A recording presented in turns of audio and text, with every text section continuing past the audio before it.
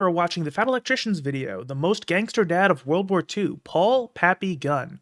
So, as always, I do like the Fat Electrician. I think his videos are very, very good. I always learn a lot whenever I watch one of his videos, and, I've always said I like history, not enough to study it, but enough to watch YouTube videos on it and be very interested. So, for those watching in the stream right now, I'll be leaving a link in the chat. Please do support the original creator. For those watching on the highlights channel, please do check the description for the link and support the original creator. We always appreciate the original creators around here. Thank you very much. So, with all that being said, let's get started. Just a quick reminder that you're watching the highlights channel right now. If you want to catch these streams live or want to check out my more high-effort analytical content, consider checking out the main channel linked in the description.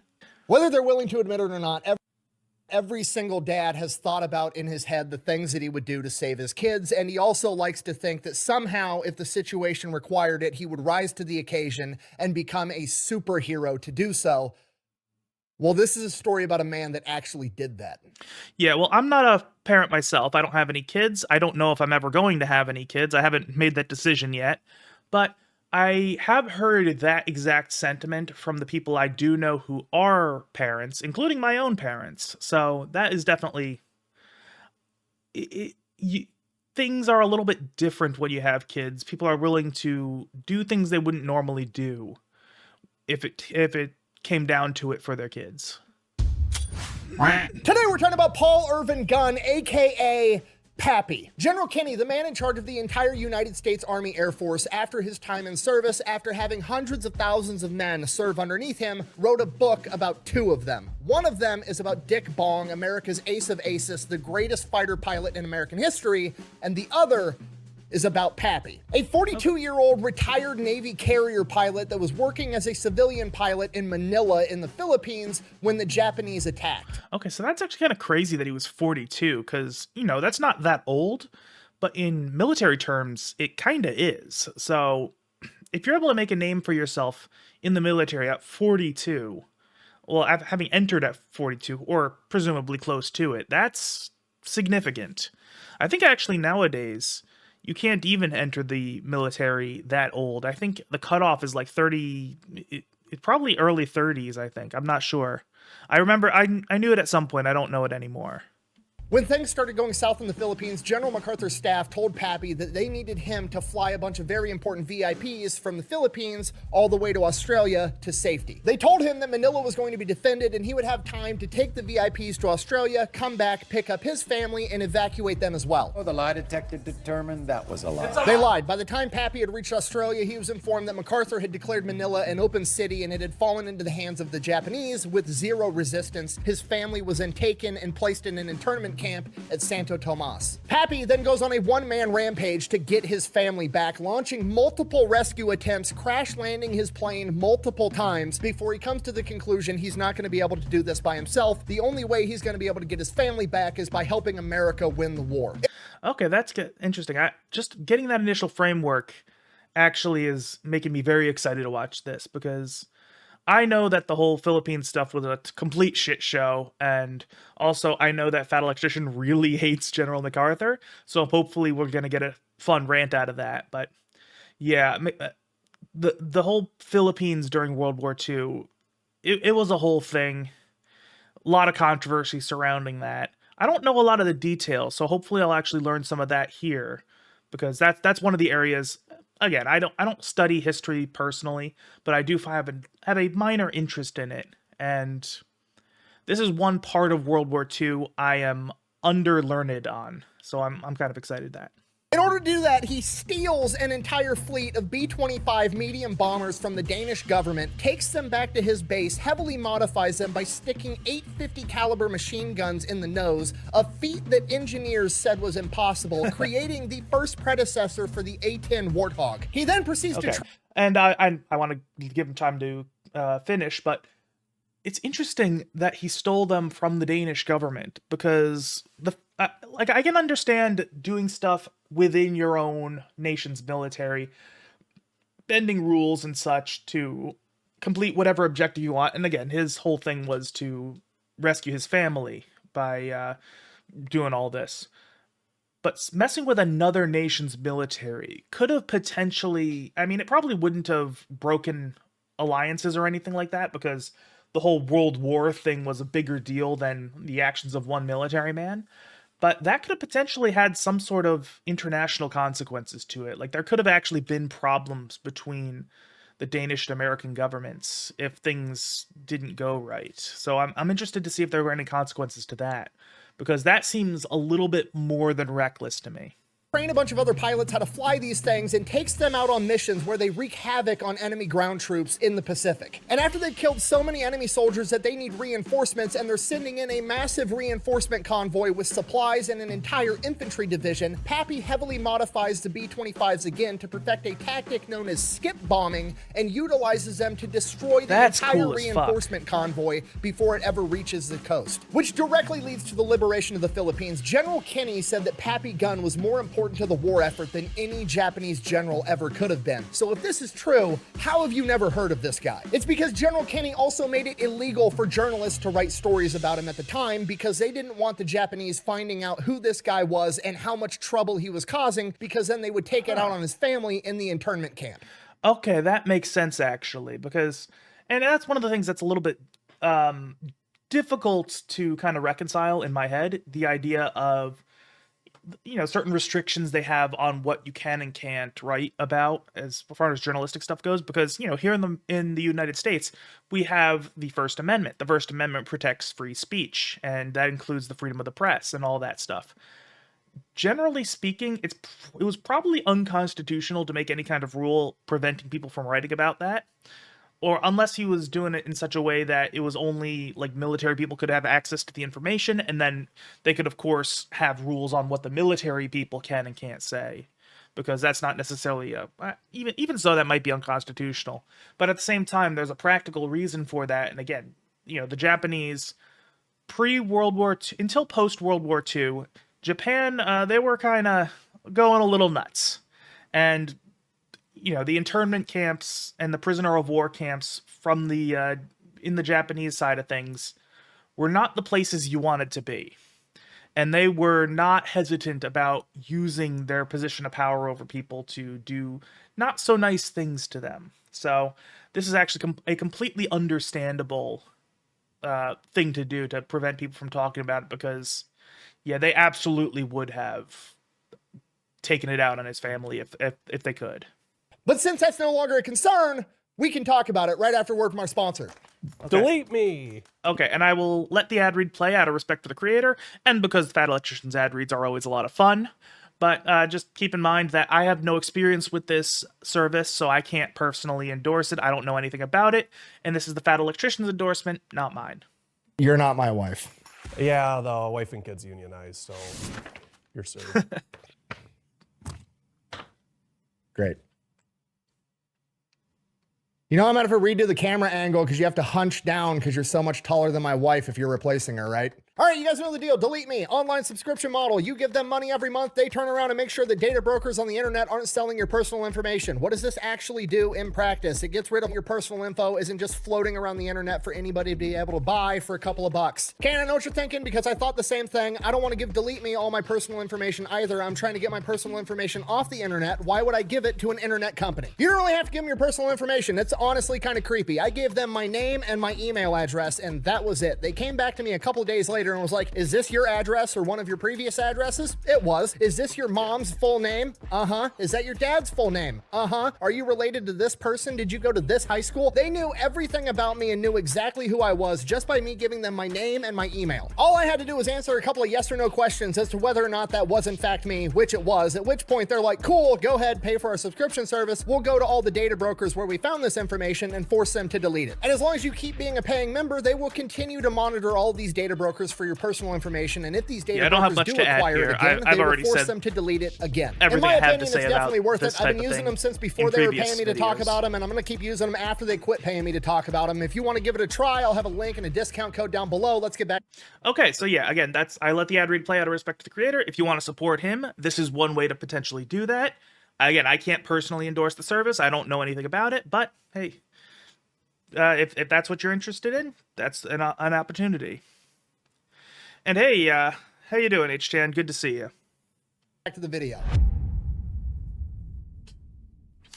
Our story begins October 18th, 1899 in Quitman, Arkansas, when a young Paul Irvin Gunn is born. He is one of 9 kids. He has 5 older sisters, and he is the oldest son. At the age of 7, his dad passes away. His 5 older sisters have already married and moved out of the house, and he is at this point the oldest child. He is now the man of the house at 7 years old. From this point on, he becomes a workaholic for the rest of his life. If he's not helping his mom on the farm, he's going out, he's shining shoes in town, and then eventually he gets a job working for a mechanic in town, working on cars, where he becomes Okay, yeah, this seems like a common trend with a lot of the people he talks about, specifically in World War II, where they end up being having unusual childhoods where they have to essentially take responsibility and start working a lot earlier than other people, just because, you know, they usually grow up poor, and I don't know, it seems that their childhoods tend to harden them.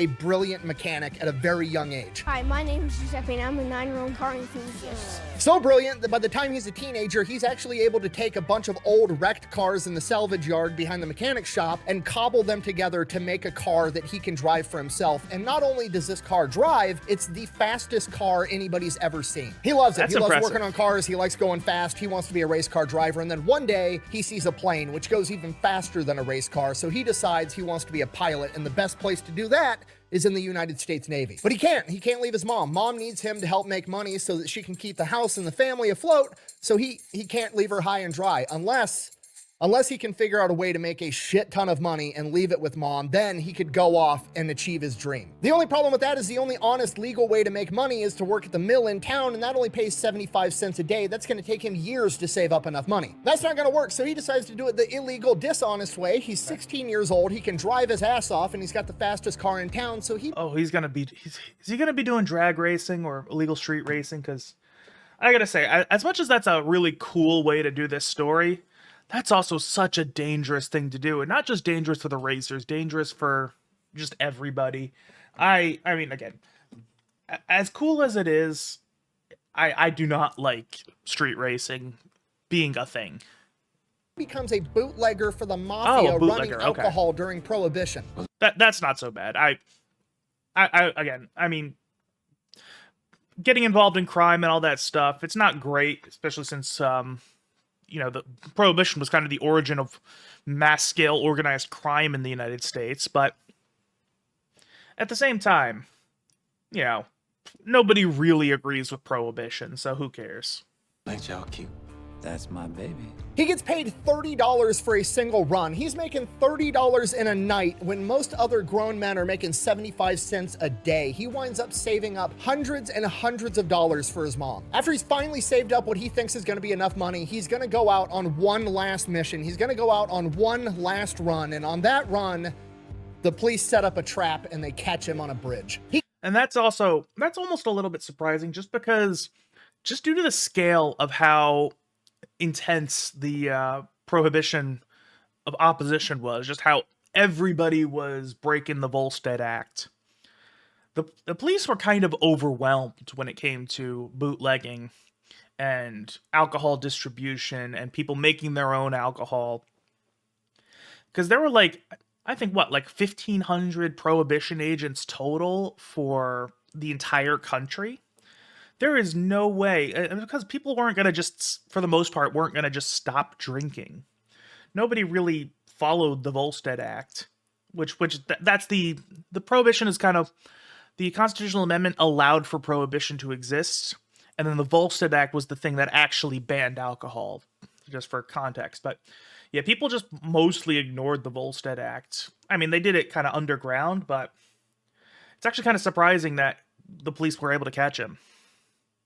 He gets arrested. This is going on during World War I. The draft is in place, at which point he's taken to court and he is given the options, go to the military or go to jail. And he's like, well, this is perfect. I was planning on going to the military anyways. So he goes. This is your plan. It worked. That's interesting. Every step of the way. Ships off for basic training to the Navy, does great, everything's going awesome, and then it dawns on him, you have to be an officer to be a pilot. He's enlisted. There's no way they're going to let some guy who's here to avoid jail go off and become an officer, so his dreams of becoming a pilot aren't looking that great, at which point he decides he's going to be the next closest thing he can be, just to be near the planes and to do something he enjoys. He's going to become an aviation mechanic. Okay. And I mean, so I get the idea is that because he's in the military, essentially as a form of deferred adjudication, they probably didn't have actual deferred adjudication back then, but this is kind of the equivalent of what would have existed for deferred adjudication back then. Um, so I get the idea that they probably wouldn't let him just go straight into OCS, but I have to imagine that given time, he could eventually work his way up to becoming an officer if he actually just takes the shit seriously. Like it doesn't seem like it's outside the realm of possibility that he could become an officer, just that he can't fast track it like some people can.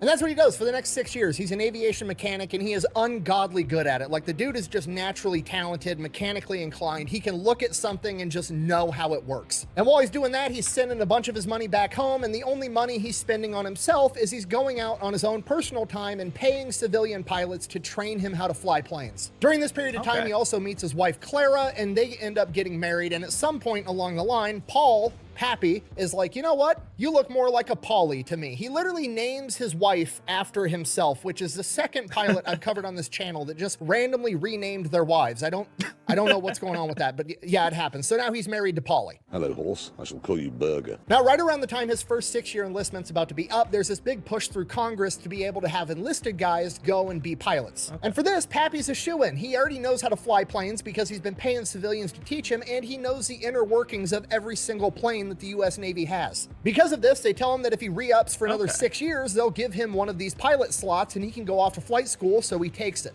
Okay, and that's interesting. I didn't know that there was this push to have more people become pilots because, I mean, I knew obviously that airplanes and flying is an important part of the military. Like, even ever since airplanes started to exist, ever since like World War I, which was the first time we really used airplanes in warfare.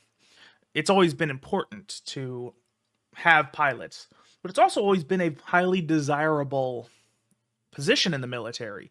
Even early on, back when pilots had just an ungodly high mortality rate, pilots were always something people wanted to do. It was a position of prestige. So it's interesting that they were pushing for more pilots, and that they did, and that just the interest alone wasn't enough. And yeah, I mean, and that makes sense too. Like the being a drone pilot, that makes sense in the modern day because you get all the fun of flying a plane, all the satisfaction. Probably not all the fun, just because it's different actually being inside the plane. But you also just don't have the danger of being a pilot. So you know, if you get shot down while flying a drone, it's not exactly as consequential as if you get shot down in an actual plane. Graduates flight school, no problem, goes off, gets attached to VF-1, one of America's first ever fighter squadrons known as the Top Hatters. This is one of, if not the best fighter squadrons America has at the time, and they are the ones that go through and basically pioneer combat aviation between World War I and World War II. These are the guys that perfected carrier landings, aircraft carrier warfare. Pappy was there for all of it. Towards the end of his time at VF-1, he's also selected as one of the pilots that goes out and searches for Amelia Earhart after she was lost. He then spends the last couple of years of his 20-year career as a flight instructor before retiring. Oh, also, during his 20-year military career, in the back half of it, he started having trouble having a bunch of cavities, and he just kept going back to the dentist to get his mouth drilled in and get these cavities filled, and eventually it was taking up too much of his time. It was taking up too much time away from the flight line, and he didn't like it, so he just goes to the Navy dentist and is like, hey, just pull all my teeth out and give me dentures. And the Navy dentist is like, absolutely not. And Pappy Gunn is like, fine. So he goes into the civilian market and has a civilian dentist pull out all of his teeth and give him dentures. That's crazy. Like, couldn't he just fucking brush his teeth? Like, I don't understand that much. Like damn, I got executive dysfunction, so I kind of like get the struggle, but like, I still think it would be easier for him to just like practice proper dental hygiene than it would be to you know, get your teeth pulled out, because that can't be a pleasant experience. Like I said, the dude is a workaholic.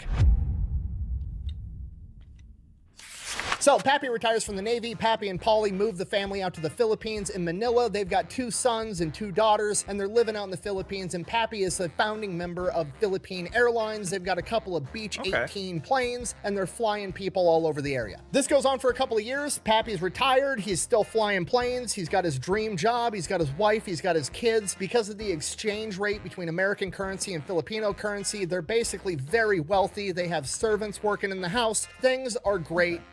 He's retired. He's done. He's achieved everything. He's successful. And then Yeah, and that's one of those things where after serving a significant amount of time in the military, you can live a pretty comfortable life with your military pension, because you get, and if you, I mean, even nowadays where people will retire after 20 years in the military, you know, they'll be in their 40s and then they'll get a regular job. They'll have the skills to get a decently paying job, plus their military pension, and they're making a shit ton of money.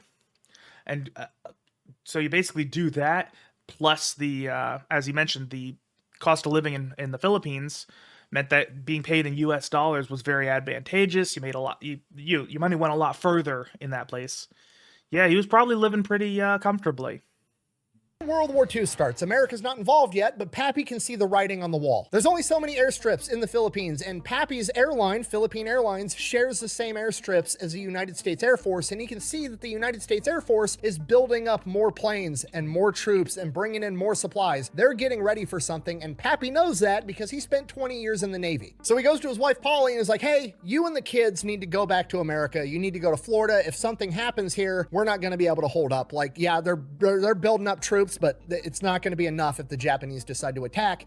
You need to get sent back home. Polly, his wife, absolutely refuses. She's not leaving. Okay, fine. Now, by this point, Pappy's been in the Philippines for years. Everybody in the aviation community knows who he is. He's the best pilot around. If you need a pilot to get you somewhere nobody else feels comfortable getting you, or you need to fly through a storm, Pappy's the guy you go to. And on December 7th, 1941 is one of these cases. Pappy's plane gets chartered to fly through a storm. Pappy does it, flies through the storm, no problem, lands. When he lands, he blows out a tire on his landing equipment. He's now stranded on this smaller island until he can get this tire fixed. Yeah, Not a that's big not deal. good. Until he hears all the radio transmissions that the Japanese have just attacked Pearl Harbor. Oh shit, he needs to get home right now. So he goes, he gets on a boat, and then he gets on a train, and then he gets on a bus. He travels for an entire day and eventually makes it home, hasn't slept in 2 days, walks through the door, absolutely furious. Okay, so yeah, so I wonder when because I'm not entirely certain on the timeline of all this stuff, because, again, as I mentioned, as far as my World War II knowledge goes, how the whole Philippines stuff played out is one weak spot of mine, where I just don't really know a whole lot about all that.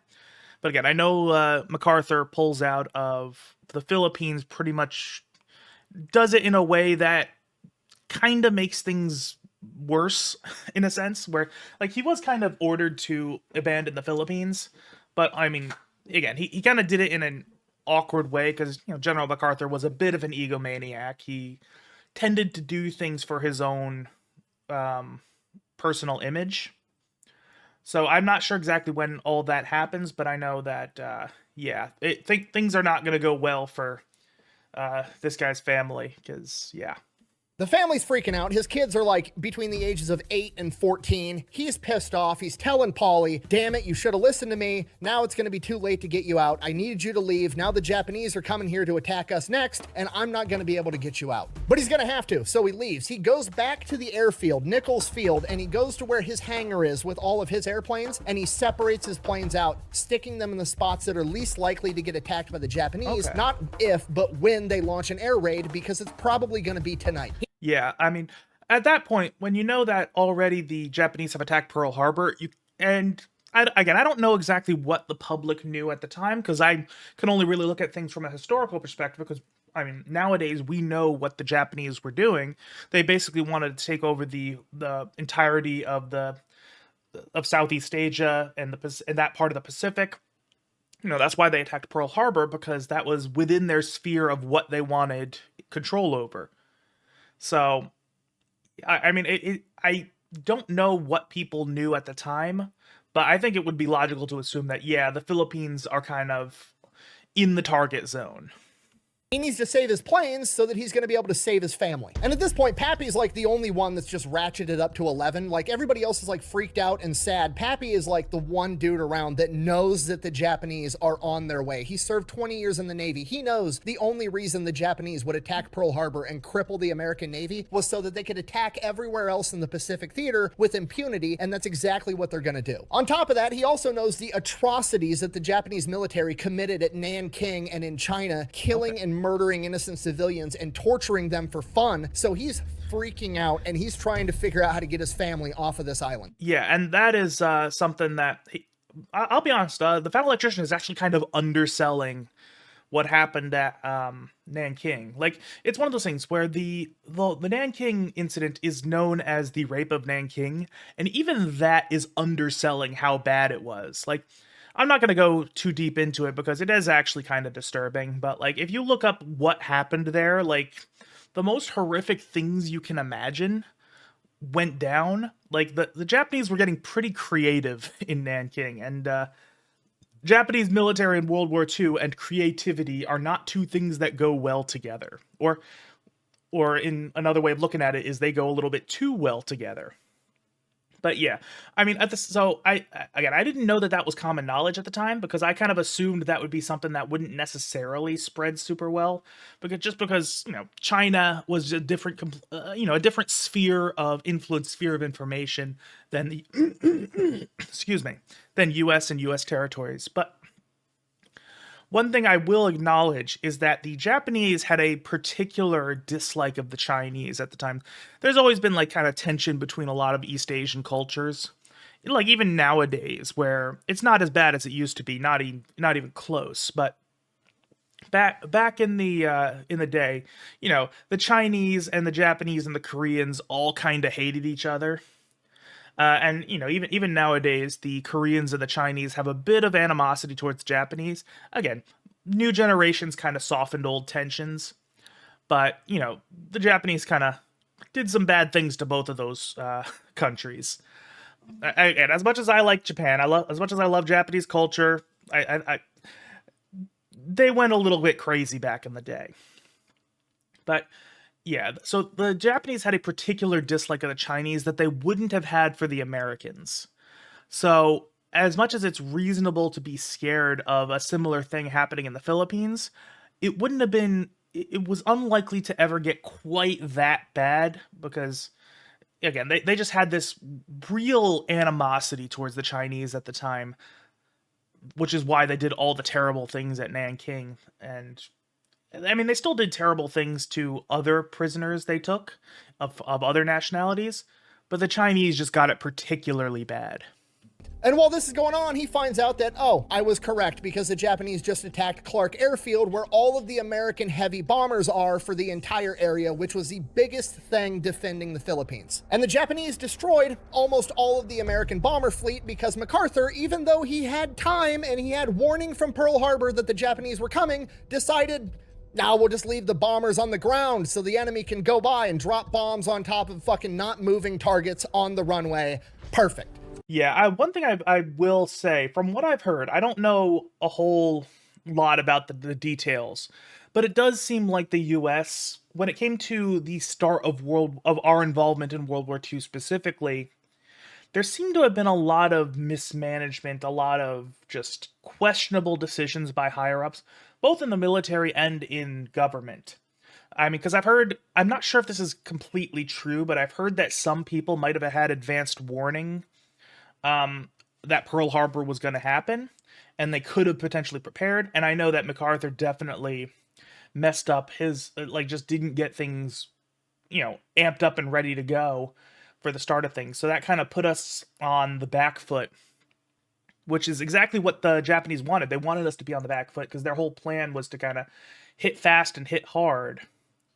That was kind of their strategy. Actually, that was kind of the Axis powers in general. That was kind of how they approached the war starting out. They hit fast, hit hard, get big early victories, and hopefully snowball that into a wider scale victory, which, thinking about Japan, that probably wasn't the smartest thing to do against the United States, just because, the United States wasn't the same military power as they are today, because, today, everybody kind of knows that the United States is most likely the best at conventional warfare in the world at the moment. But even back then, we had a lot of we had a large population, a lot of potential as far as fighting can go, and the Japanese also just had no plans of ever attacking mainland US. Like that just was never in the picture for them.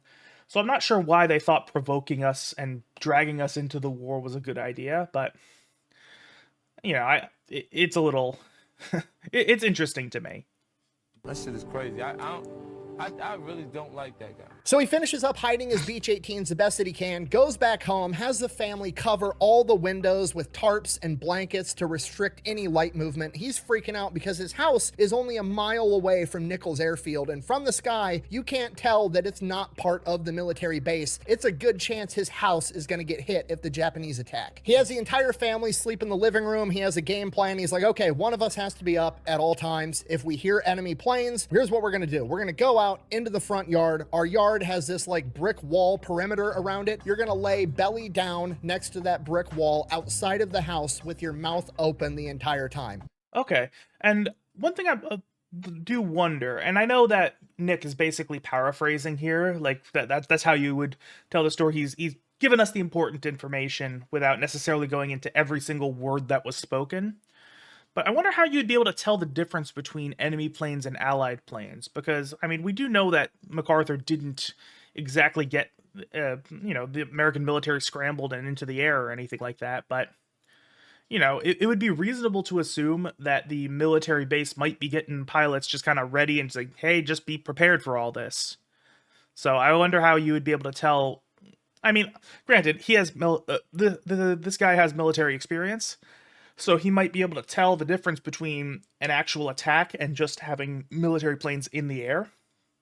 So that's probably a factor. Daughter, like, why are we keeping our mouth open? So the shockwave from a bomb doesn't blow your eardrums out. At this point, the family's shitting their pants. They realize how serious things are getting, and everybody's panicked. Pappy, who already hasn't slept in 2 days, takes the first shift. He's up till like 2 in the morning. He's dog-ass tired, hasn't slept in 48 hours. He's about to go wake up Polly to take the next shift, and right at about 2:30, he hears planes off in the distance, and he's listening, and he's listening, and he's so experienced as a mechanic and an aviator, he doesn't recognize that plane. And if Pappy doesn't recognize it, it's not a plane that's from the Philippines, and it's not a plane that's in the U.S. arsenal. It's the Japanese. Yeah, and that is actually another thing I didn't even think about until now, because that is not, he's not the only one to have had that kind of ability to hear a plane and kind of know what type of plane it is, because, they had different engines, different compositions, they were built differently, so they made unique sounds that somebody who was, trained in the engineering side of things, or at least knowledgeable in the engineering side of things, would be able to kind of tell what was what and what wasn't what. So yeah, that makes sense. But also, it's actually very significant that he hasn't slept for 48 hours, because this is one thing I'll say over and over again, is that sleep deprivation is a motherfucker, and people do not treat it as seriously as they should, because yeah, I know it doesn't, being a little tired doesn't sound like it's that bad, but like, I think being awake for something like for 24 hours is comparable to being like legally drunk in terms of how it impacts your cognitive ability. And I will say, I've said this before, but the most scared I've ever been for my life was driving tired. And for that reason, I will never do that again. So, and that was after like having one night of not enough sleep. So being awake for two full days and then having to do whatever he's about to do, like, as much as the adrenaline is probably helping at that moment, because adrenaline really is like, it is basically like natural steroids, basically temporary steroids, like, well, not steroids, like natural stimulant, basically. It's still not going to fully counteract 2 full days without sleep. Pappy wakes the entire family up. They rush outside, and they all get to lay belly down next to the brick wall in their front yard with their mouths open and watch Nichols Field a mile away get bombed to shit. Next morning, Pappy goes and finds an apartment deep into a residential area on Manila, somewhere that's going to be far away from any military objectives, so hopefully they're not going to get hit there. Moves the family into this apartment, and then immediately goes to check and see if his planes survived. Luckily, 2 of his Beach 18s made it through the bombing. But they're going to come back tonight, and they're going to hit it again. He's got to move these planes. He's thinking about where the fuck do I hide these planes and still be able to use them to take off, and he remembers that there's an abandoned airstrip from years ago right next to an old Chinese cemetery in Manila. So, okay, so I mean, based on the preface that he had to this video, we do know that the family eventually gets captured, but I'm wondering what his overall plan was, because I would imagine it wouldn't be outside the realm of feasibility that he might attempt to, just kind of load his family on a plane and get the fuck out of there. Getting entirely across the Pacific probably was not a possibility. Again, I don't know the logistics of it. I don't know if he had enough fuel to get over the entire Pacific. Probably not, since it's a civilian plane and not like a 747 or something like that. Well, I mean 747s, they are civilian planes. Boeing is not a military corporation, but you know what I mean. Something owned by a private citizen and not a massive company.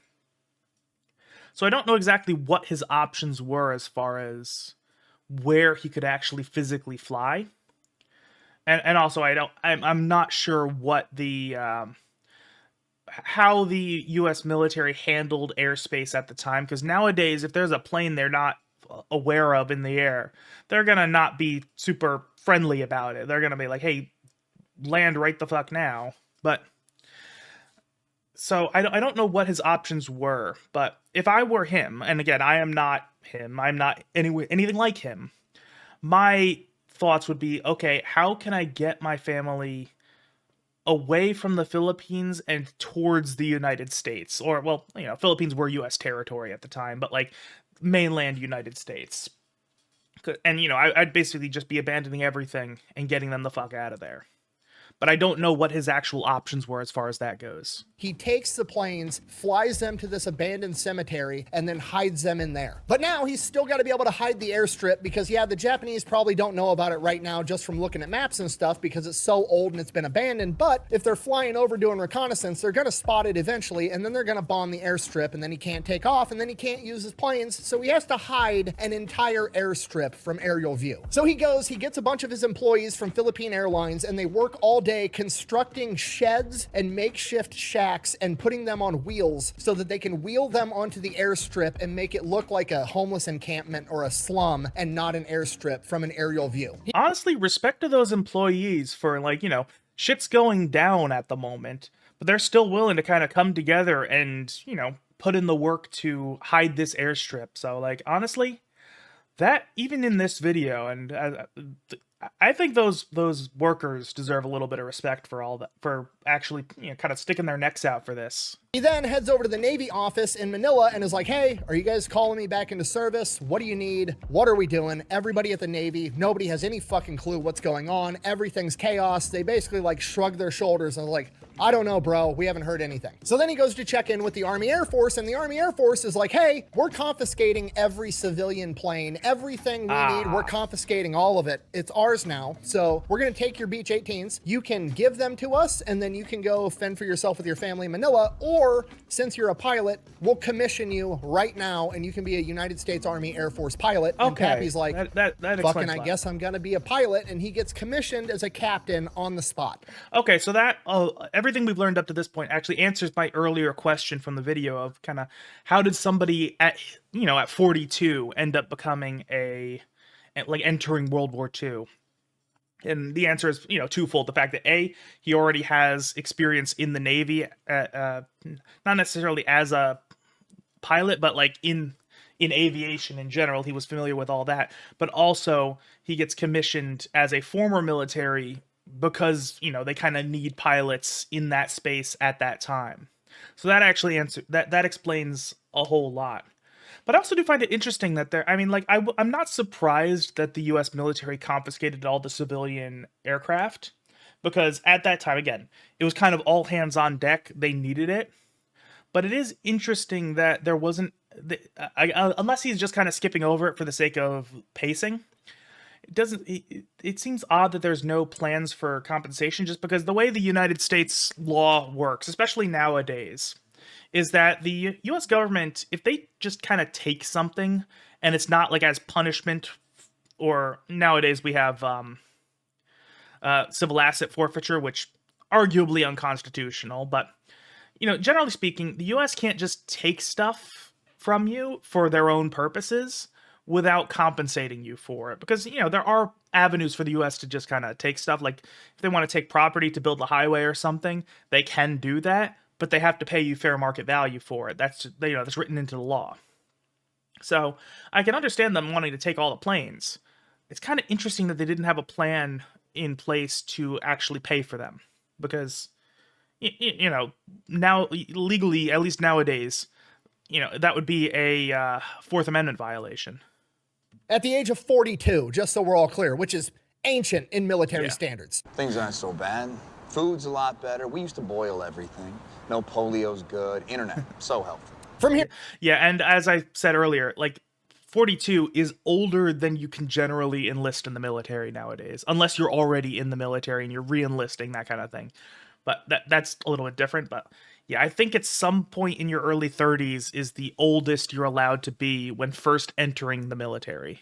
Pappy's working like 18 hours a day as a pilot, doing whatever they need him to do. He's flying VIPs from island to island. He's moving supplies around in his Beech 18, whatever they need. He's working like 16 hours a day. And then when he goes home, he's working, trying to figure out how to get his family off this island and how to keep them safe. One of the things he needs is an air raid shelter for his family. He can't dig one because the water table in the Philippines is so high, it'll just flood. So he steals this giant boiler, cuts it open, and then builds an air raid shelter inside of this massive boiler that'll be able to deflect shrapnel, ideally bullets and everything else, and has his army guys serving under him deliver it to the front yard of their apartment, and it's just sitting in front of their apartment. Okay. Then December 13th, 1941, Pappy's on a solo mission doing a supply run, and while he's out there, basically enemy airspace at this point, 2 Zeros get on his tail. He's in a Beech 18. It's a civilian aircraft with no armor, no guns, no defensive measures. He doesn't have a parachute, and to make things worse, he's got extra fuel tanks in the back. They're not self-sealing. He's basically flying a giant incendiary bomb, and he has no way of defending himself. Okay, and I know they say he has no parachute. I'm wondering if there was a reason for that, or it might just be that as a civilian aircraft, they didn't have any kind of means to bail out, because usually civilian aircrafts aren't going to be in a war scenario. So, if things go wrong and you're flying a regular civilian aircraft, you're probably just going to try to come to an emergency landing, and rather than bailing out like you would in a fighter plane, I mean. So that's probably why he didn't have a parachute, just because there was no means of dipping out. If I had to guess. Again, I'm no expert here, so this is just speculation on my part. It's not the plane, it's the pilot. The Zeros start shooting at him. Pappy does the only thing he can do. He dives down, gets like feet off the ground. He's bobbing and weaving in between trees, hills, flying nape of the earth. Anything he can do to try to lose these Zeros, he's doing it. They chase him for like 10 minutes. They wind up shooting out his right engine and hitting his fuselage. And I will also have to point out that he's doing all these crazy maneuvers in a plane that was not designed to make those types of maneuvers. Because again, we hear about the fighter pilots and the crazy shit they do, even back in World War I, as far as back as that goes. But let's not forget that military planes are different from civilian planes. Civilian planes are designed to get you from point A to point B in an, as an efficient way as possible.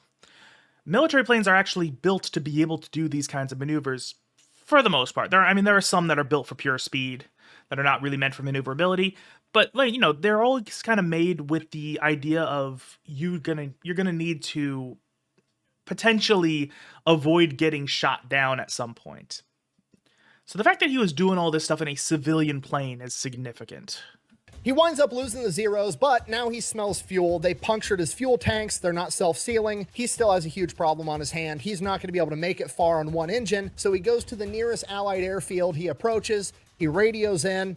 No response. Radios in. No response. He has to land this plane like right now. As he makes his approach, Allied forces start lighting him up with anti-aircraft fire, hitting his plane even more. Stop blowing holes in my ship! Pappy peels off, somehow manages to limp the plane all the way back to Nichols Field, a mile from his house. With And an as he engine approaches Nichols Field at night, he radios in. Still, no response from anybody. The radios have been knocked out in the previous air raids. And he's approaching, goes to hit the landing gear.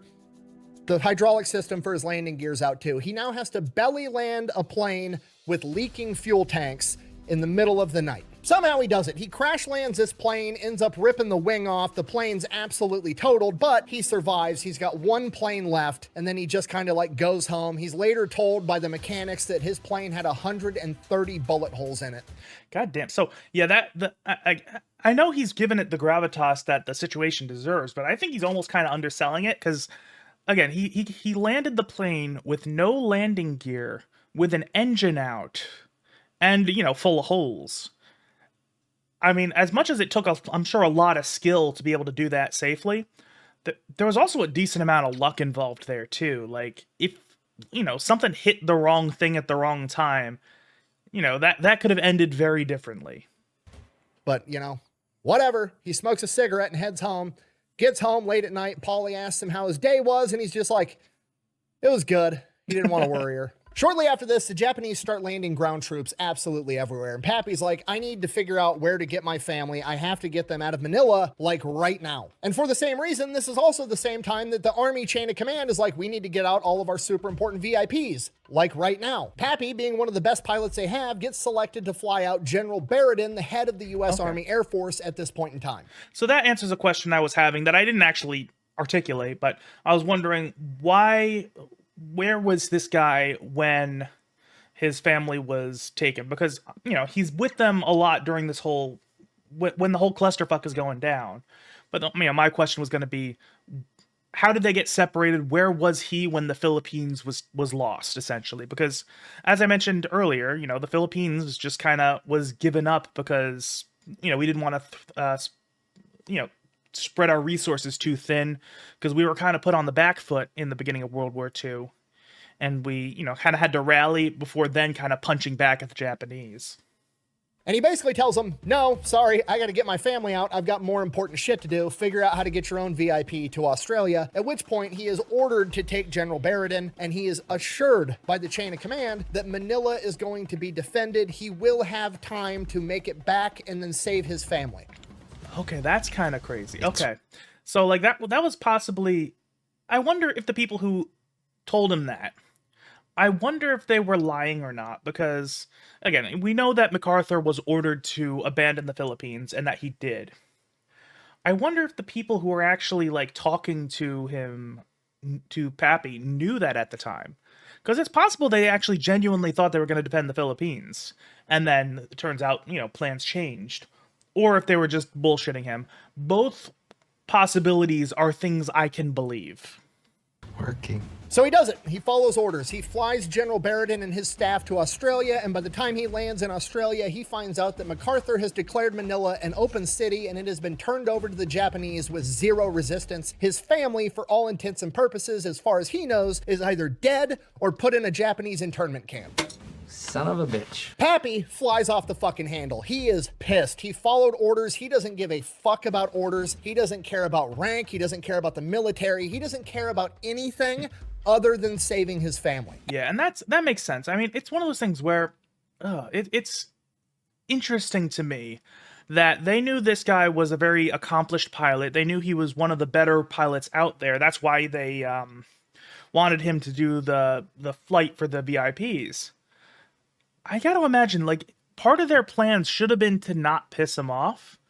So, like, I almost wonder, like, this was all foreseeable, especially if they knew that they were going to be giving up Manila. So the question is, like, why didn't they try to not piss him off? Because, you know, having this guy, again, fly off the handle, like you would expect, if your family has been taken by enemy soldiers who are, especially from a nation that is known to not treat their enemies particularly well, like, why wouldn't they make some sort of accommodations for his family? Like, why? Again, it just seems like it was foreseeable that, you know, not protecting his family could result in him becoming unstable. And for someone who is as good of a pilot as him, you don't want him to be unstable. You don't want him to start questioning his loyalty or anything like that. So why wouldn't you make exceptions and bend the rules to get his family out? That just seems like the most practical thing to do in that moment. Then again, as I have been told by people in the military does not always do smart things. Sometimes they just kind of, make decisions, whether or not they're the intelligent ones. So that could have been a factor there, especially considering how kind of chaotic the situation was. It might be that just nobody thought of it at the time, which sadly is believable. And he's gonna do whatever it takes to get it done. And now they're trying to tell him he's not allowed to go back to the Philippines because it's too dangerous. Guess who doesn't give a single fuck about orders ever again? Pappy Gunn. So he goes out and somehow or another he acquires $3,500 and then finds somebody that's already headed back to Manila on orders, bribes them with $3,500, gives them his wedding ring and a note that says, get this to Polly at this address. And that letter tells her, have the kids ready, pack one bag apiece, be on this road at this time. I'll be there to pick you up. Yeah, again, that's exactly what I was saying. The fact that they didn't, take steps to make sure this guy's family was safe. And again, I'm only saying that this is like this obvious thing they should do because assuming that Fat Electrician is representing things accurately, and I have no reason to believe he wouldn't be. This guy was one of the better pilots in the area at the time. So they would probably want to make sure that he was kind of in fighting shape and in a place where he's going to be like, ready and willing to do whatever it takes to advance the military interests in that area while they were still trying to figure things out. The fact that they didn't provide for his family's safety made him, not necessarily, when I said earlier I said question his loyalty, that was probably the wrong choice of words. But like, again, he doesn't care about the military orders. The only thing he cares about is his family's safety, which is completely understandable.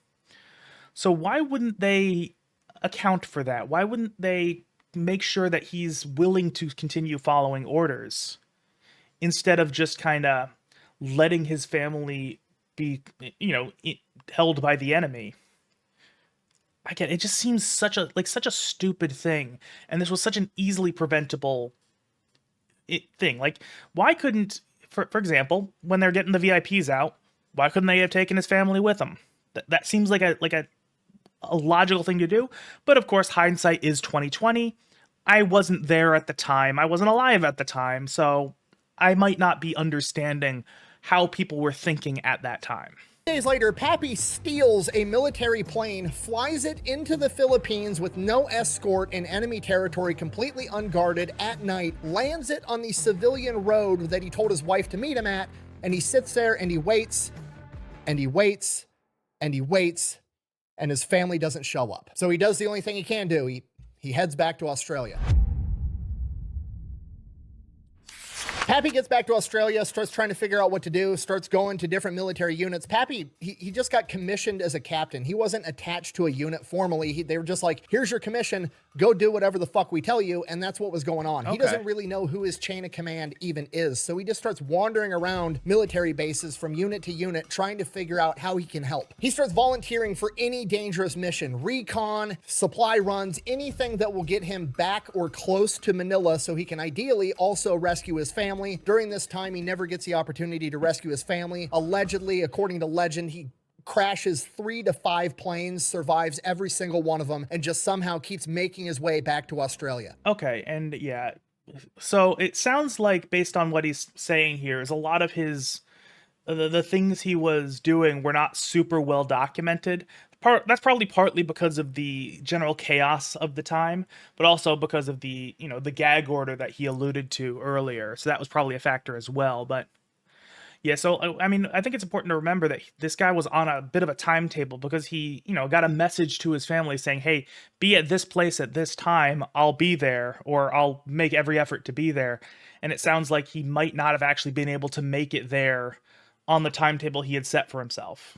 And every time he makes it back to Australia, nothing's improving. Everybody is just kind of like scrambling around. Nobody knows what the fuck is going on. A lot of people just aren't doing anything because nobody knows what to do. And then Pappy eventually finds Colonel Davies of the 27th Bomb Group, who has the same attitude and demeanor as Pappy of, we need to get shit done. And the problem Colonel Davies is having is he can't get any supplies from the US government because the Quartermaster Corps isn't in warfighting mode. They're in like do everything by the book mode. So they're just hoarding all these supplies in warehouses and refusing to give them out to the combat units, so they can't get anything done because they can't get their planes up and running. Yeah, and that is one thing, again, because of the general chaos of the Pacific theater early on in our involvement in World War II. Because again, World War II had been going on, so it's not like necessarily early World War II, but it was, early United States involvement in World War II. Yeah, that is one thing where they're a little bit too married to procedure, because that works great in peacetime. Like it that's how things function pretty well in general. But when things are going sideways, wars broken out, that you're actually it's time to actually fight. That is when the being too attached to procedure can cause issues, especially when snap decisions need to be made, because bureaucracy slows things down. It can keep things orderly, but it slows things down. And when you're actively in a war, slowing things down is usually not the way to be effective.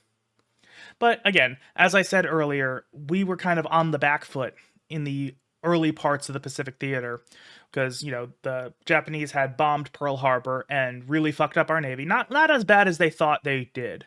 Like, they thought they did more damage than we they did do a lot of damage, but they did it in a way that could be repaired relatively quickly. And then, of course, they went after the Philippines and the other parts of Southeast Asia, and the United States kind of just gave up the Philippines for a while, because we were so much on the back foot that we kind of needed to pull back and rally. So everything was probably going really crazy at the time. People had no idea what the fuck was going on, what the fuck to do. And there was probably a bit of decision paralysis by the people on the ground there, because they didn't have word from the higher ups in the, the actual commanders in the United States military.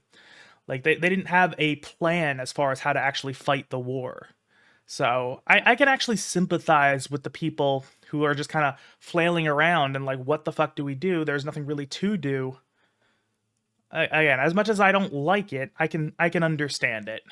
So Pappy decides he's going to take matters into his own hands. He goes to Colonel Davies and is like, hey, give me a couple of mechanics that know everything you guys need to get these planes up and running, and we'll go get it. Colonel Davies gives him the two mechanics. They hop in two trucks. They drive out to a quartermaster U.S. military warehouse with Tommy guns and rob the warehouse. A couple hours later, Pappy and the two mechanics come rolling back up to Colonel Davies' base with all the shit they needed to get these planes up and running, and Colonel Davies is like, do I want to know how you got this? And Pappy's like, nope. To which Colonel Davies replies, good, get more.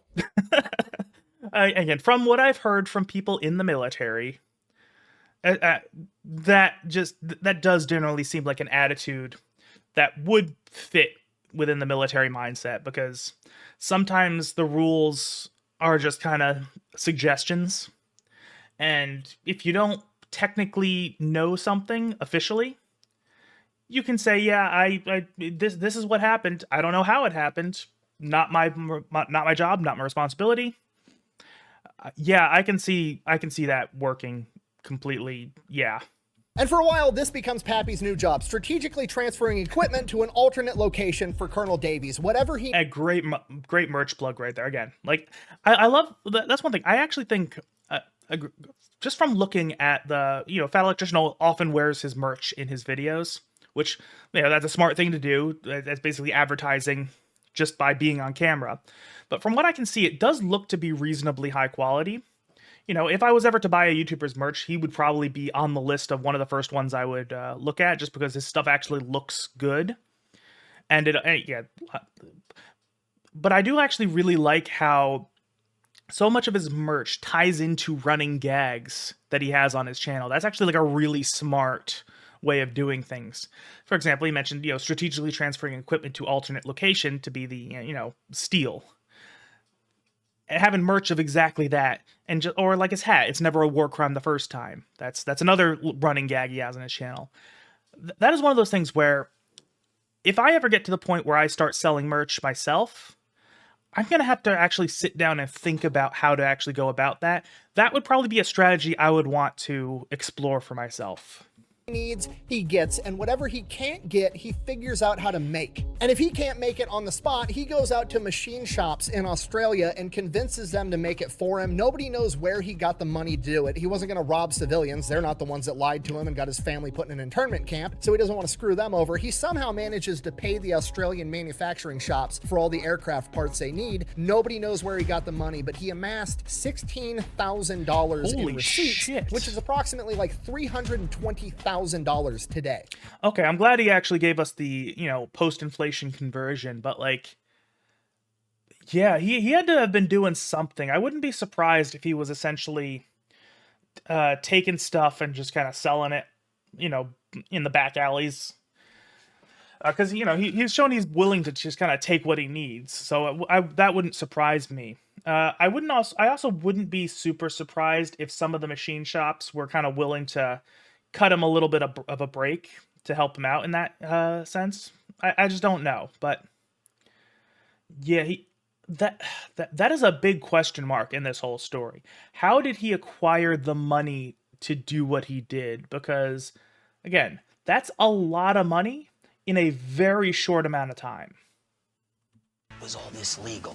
Absolutely. Pappy is a man possessed. He's working 24/7 all the time. People are going, they're working first shift, second shift, coming back to work, and Pappy is still there working. And this is where the legend of Pappy Guns starts to take off, and he gets the nickname Pappy because everybody's like, who the fuck is this old captain that works 24/7, doesn't need to sleep, and is willing to rob people with a gun? And after working around the clock for weeks, they finally got a bunch of the P-40s ready to get into the action, and they're going to ship them off to Bataan to help the Allied forces fight the Japanese. Okay, and one thing I will also say, that this is, again, speculation on my part, but I was talking earlier about sleep deprivation and how it really can fuck you up. However, there are some people who don't need as much sleep as the rest of us. For whatever reason, they're just built different, and they can function on less sleep. I mean, as far as biological functions go, and anatomy and all that stuff, sleep is one of the things we don't actually understand a whole lot about. Like, we don't even really know why sleep is necessary to function. We know what it does, we know the benefits of sleep, we know the consequences of not sleeping, but we don't really know why it's a biological necessity at the moment. So this is something we don't really just understand at the moment. But some people throughout history have been known to just need less sleep. Like, some people can get by on 4 hours of sleep a night. Most people can't. Most people need between 7 and 9 hours of sleep, sometimes even 10 hours of sleep. But he might be one of those guys who can function on very little sleep. So, the fact that he was working these 16 to 20 hour days, and maybe the little bit of sleep he was getting was actually enough to fuel him. Or maybe he was just chronically sleep deprived at this time, and he was just not getting enough sleep, running on pure just determination. Because, again, 4 hours of sleep a night for a regular person is definitely not as much as you need. But you can keep going on that for a while. You'll just be exhausted all the time. So I don't know which one of those is accurate for him. Because, obviously he was getting some sleep. You can't function on no sleep. Because after a while, you'll just pass out and you'll sleep whether you want to or not. And if somehow you were able to push past that, you'd end up fucking dying after a while. So yeah. I wonder. I don't know what we're ever going to get an answer to that, but I wonder. Only problem, for the most part, these are all rookie pilots. Navigating over open ocean is extremely difficult, and they don't know the area, so Pappy's like, fine, I'll do it myself. I will guide the P-40s there in my Beech 18. And who knows, maybe I'll be able to slip off and rescue my family. So they take off, Pappy's in his Beech 18, he's guiding the P-40s. They're gonna have to make multiple stops to refuel on different islands along the way, and they make it to their second refueling point, and one of the P-40s blows a tire. So naturally, they're gonna leave that P-40 there, wait for it to get repaired, and the rest of the P-40s are gonna continue to Bataan. Bataan. No, I'm just kidding. The commander is like, no, that would be too risky because then there would be one P-40 traveling by itself and he would be an easy target for the Japanese. So instead of having the P-40, the warplane designed for aerial combat, travel by itself, we're going to have Pappy in his Beach-18 civilian plane with no armor, full of fuel tanks that aren't self-sealing, and no guns. We're going to have him fly back by himself, pick up a tire, bring it back, and then he can fix it because he's the mechanic. Seems fair. Pappy's like, fine, whatever, flies back, gets the tire, flies back to this island. When he gets back to the island, fixes the tire, and then he's informed that the Japanese have just captured the Dutch East Indies, which was their next refueling point, so now they can't make it to Bataan. Yeah, and that I think goes to what I was talking about earlier when I was talking about him getting his family out of there. As I said, he probably couldn't just fly all the way back to the U.S. because of fuel concerns. And you can see they had multiple refueling stations that they were doing here, and that was just in the Pacific Theater, where the distances were a lot less than getting to mainland US or even to like Hawaii. And you know, that was definitely a factor. And I do apologize, I do need to use the bathroom. I will be right back. Okay, I am back. Thank you for holding for waiting for me. Yeah, I was kind of in the zone, but I didn't want to I didn't want to take a break, but I kind of had to. I just had to go. Let's keep going. The P-40s get diverted. They get sent out to Java. Pappy takes them to Java. Then he heads back to Australia. And at this point, he now realizes the only plane with enough fuel to be able to make it from Australia straight to the Philippines is going to be a massive bomber. And he doesn't have that plane, so he's going to have to acquire one if he wants to save his family. So Pappy gets back to Australia, goes out to the junkyard. The junkyard is just being salvaged to death. Like, there's no supplies. Everybody's cannibalizing everything to keep planes in the air, but he finds his B-17s just completely destroyed. It's all shot up. It's ruined. It's been dug through for any valuable parts, but they're not Pappy. Pappy finds his B-17. It says Miss EMF painted on the side. Okay, this is sounding extremely similar to the story of, I can't remember which one it was. I want to say it was the Eager Beavers, because, you know, they were another, if I'm thinking of the right people, which I might not be, I might be completely misremembering, but there was a group of aviators in the Pacific Theater in World War II who were, you know, they tended to do some maverick shit. They kind of went rogue and disobeyed orders sometimes, which, while they did it for good reasons, it is understandable that the U.S. military wasn't super thrilled about that. So basically, when they lost their plane, they ended up getting grounded. Or at least they were not given another plane to work with. And they ended up kind of, again, finding a gutted, I think it was a B-12. They ended up finding a gutted plane in one of the salvage yards. And, you know, they acquired certain pieces of the parts necessary to repair it. And, you know, they kitted it out in crazy ways, armored the shit out of it, added extra guns. Kind of like what he alluded to was going to happen here. So actually even more similarities than I was initially thinking.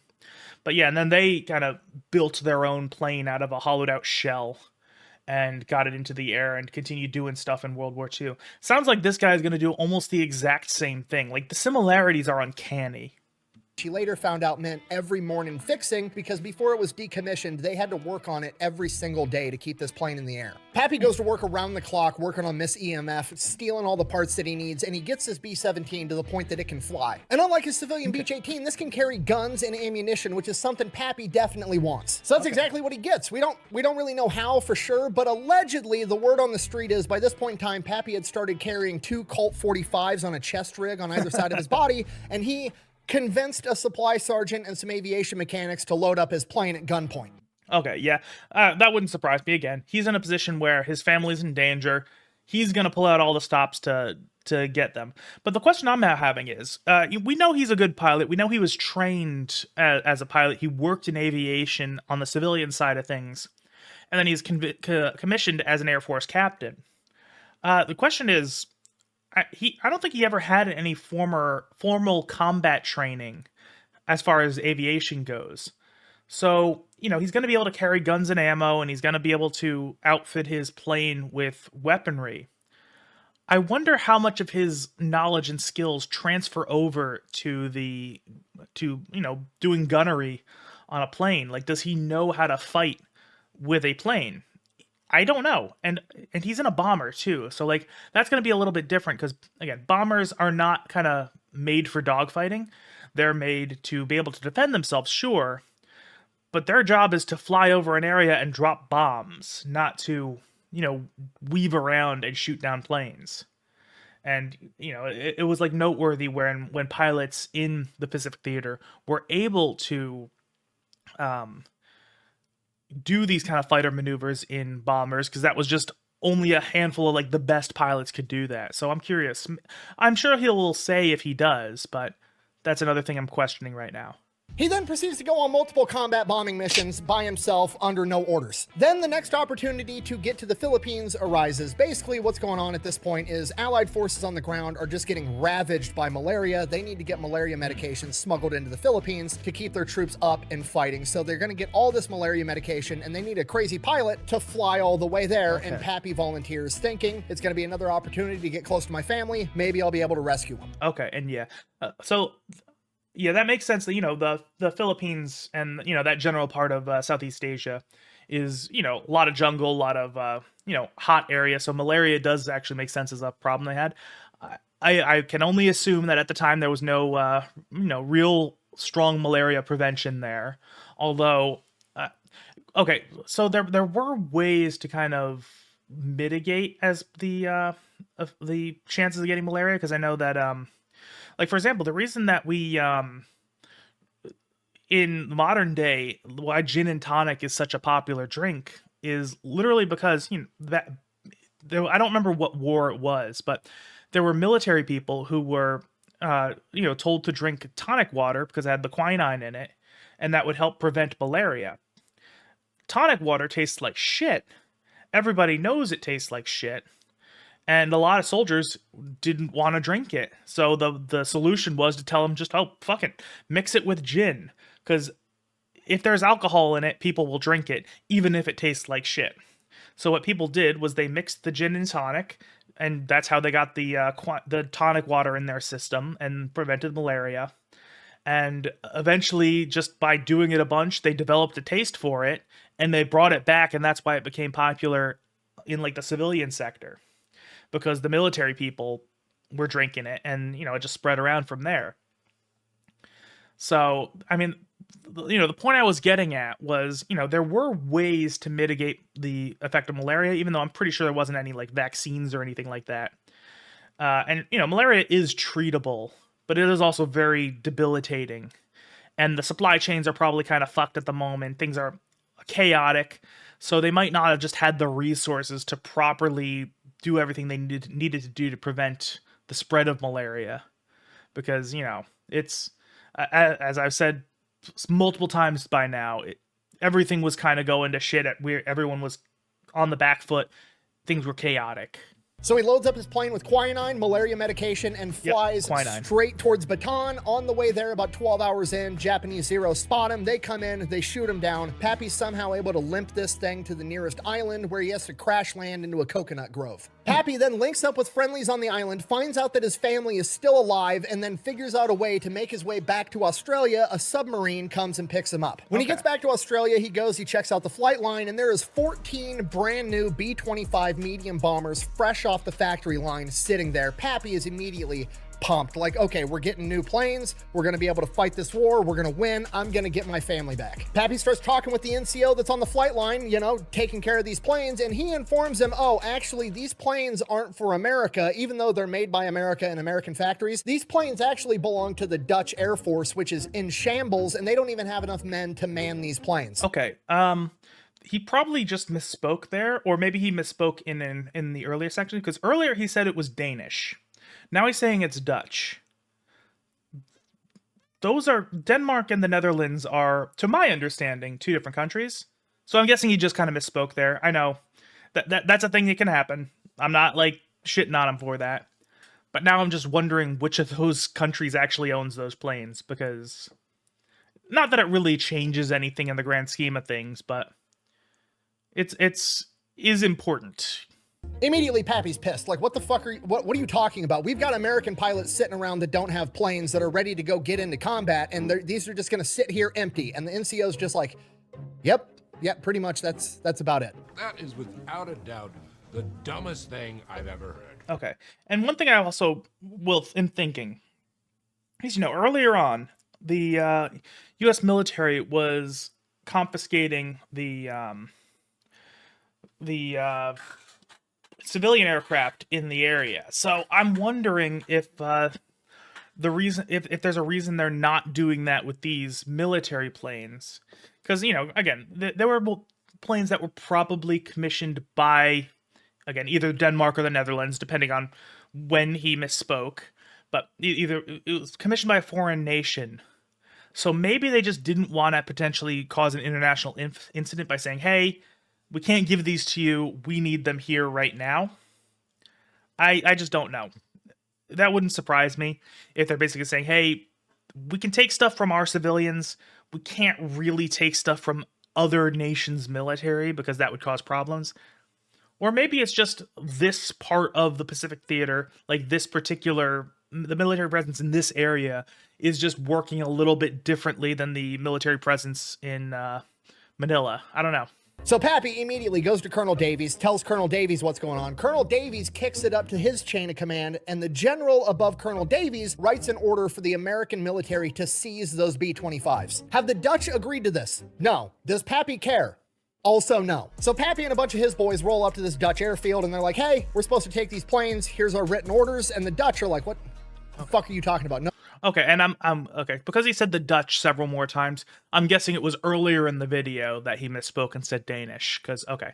So, again, it doesn't really matter a whole lot in the grand scheme of things, but it is nice to know if this guy was, stealing planes from the Netherlands or from Denmark. Nobody told us anything about this. No, you're not taking our planes. We need to look into this. We need to run this up our chain of command. Pretty understandable, normal chain of procedure that they're asking here. And Pappy's like, oh, sure, go ahead. You mind if we go look at the planes while you guys figure that out? And they're like, yeah, go ahead, go look at them, whatever. They go in the office to check this with the chain of command. Pappy and his guys hop in the planes and just fucking take off. Amazing. By the time they land back at their airfield, the Dutch have already radioed up to the American chain of command. There's some major from a different chain of command that's there barking orders saying, we need to take the planes back right now. You stole these planes, blah, blah, blah, blah, blah. Colonel Davies comes around the corner and is like, what orders do you have to make us send these planes back? And he's like, I have verbal orders from so-and-so. And he's like, cool, well, I have written orders right here, and written orders trump verbal orders, so fuck off. Yeah, that's generally how that works. I mean, because you can prove written orders. You can't necessarily prove verbal orders. So yeah, that's kind of how that tends to work. Just like written contracts tend to override verbal agreements, even if the verbal agreements are technically more legal. You can prove a written contract a lot easier than a verbal one.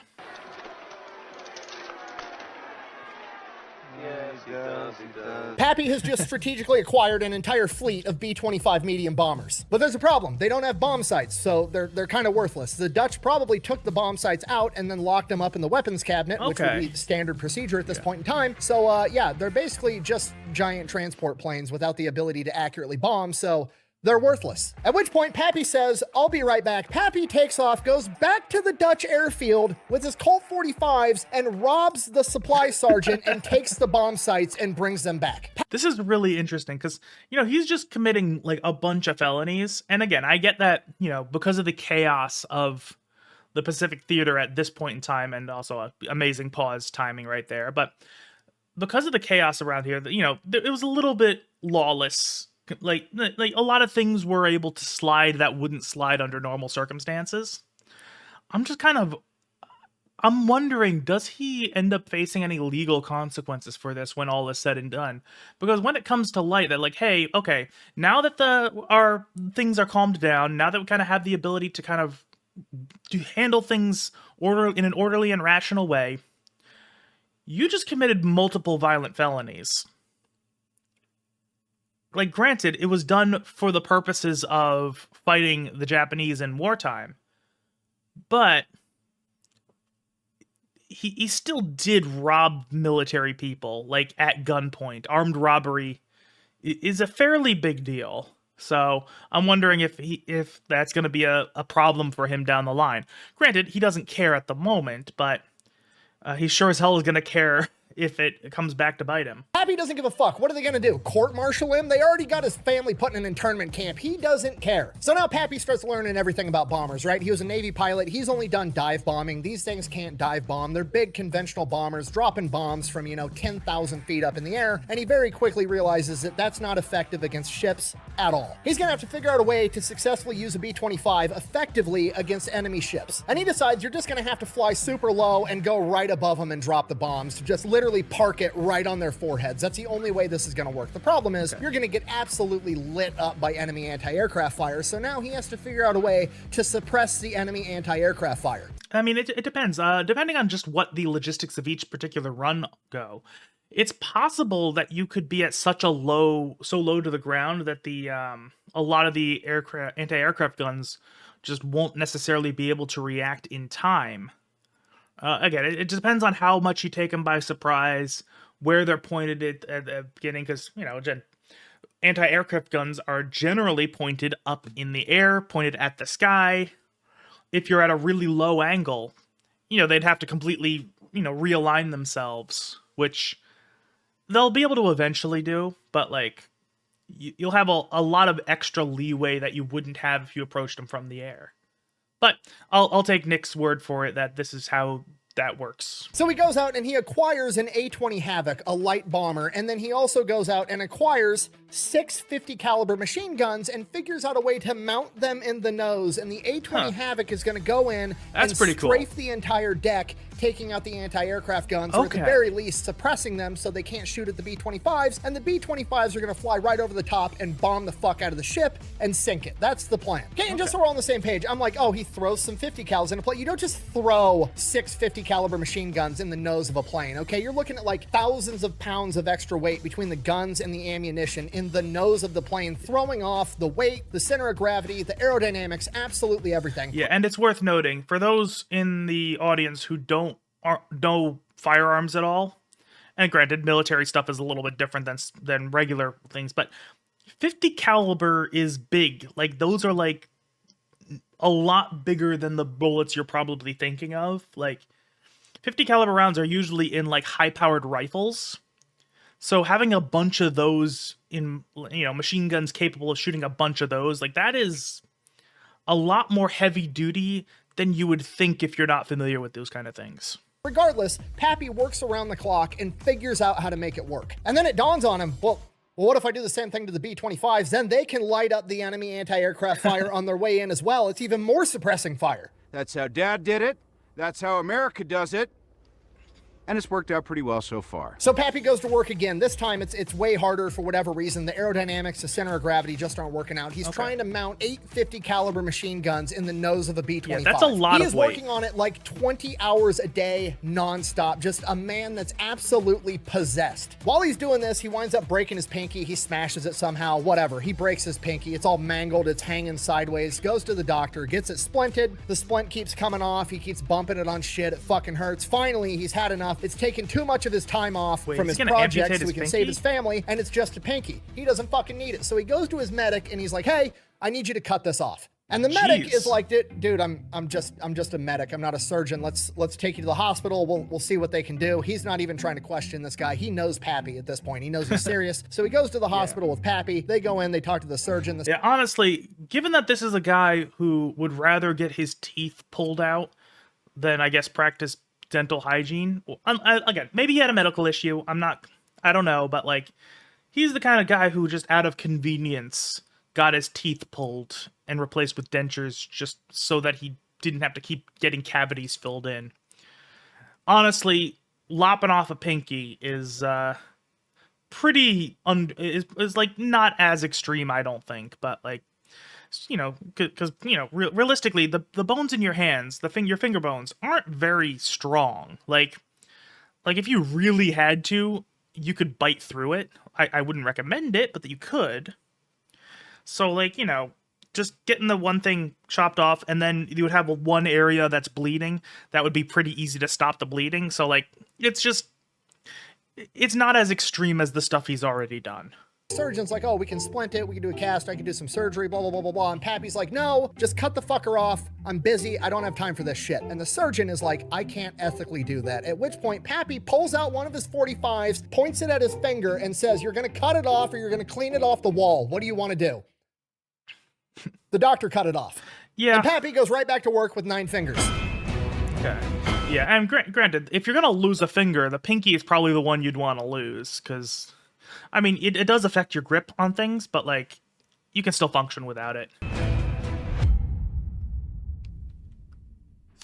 By this point, he's got a functioning prototype. He's going up on combat missions in a plane that's not tested, managing to keep this thing in the air while it's so heavy in the nose. And yeah, that's kind of crazy, because, again, you know, if having that much altered balance, I don't know what it takes to actually get something like that flying and keep it flying if it's designed around a completely different balance with a lot less front-heavy weight.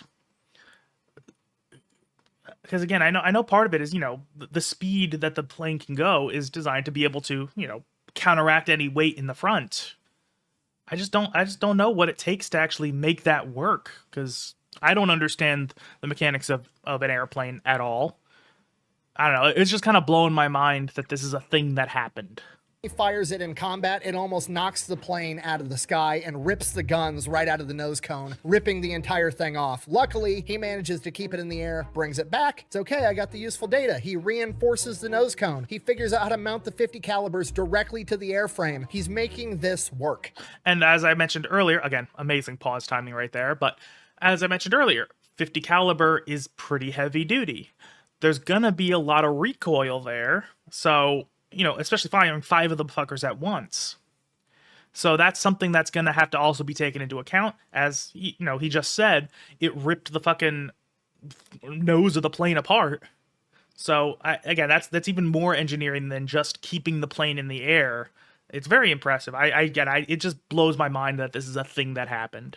Also around this time, he acquires a pet lizard that he names Sam. Apparently, it's just some big-ass lizard that sits on his shoulder all day and hisses at people when they walk by while he's working.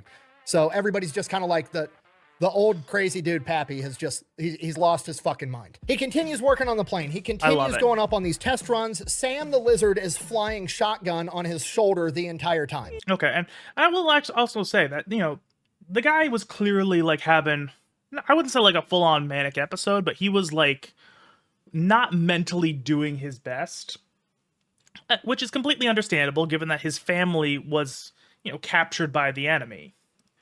But, you know, honestly, having a pet probably actually helped a lot. Like, I know that even me, living a fairly comfortable life, living in an apartment, working and paying my bills, getting my cat was, you know, a wonder for my own mental health. Like, I have been so much happier since I've had a pet and an animal in the house. Like, it just made my life so much better.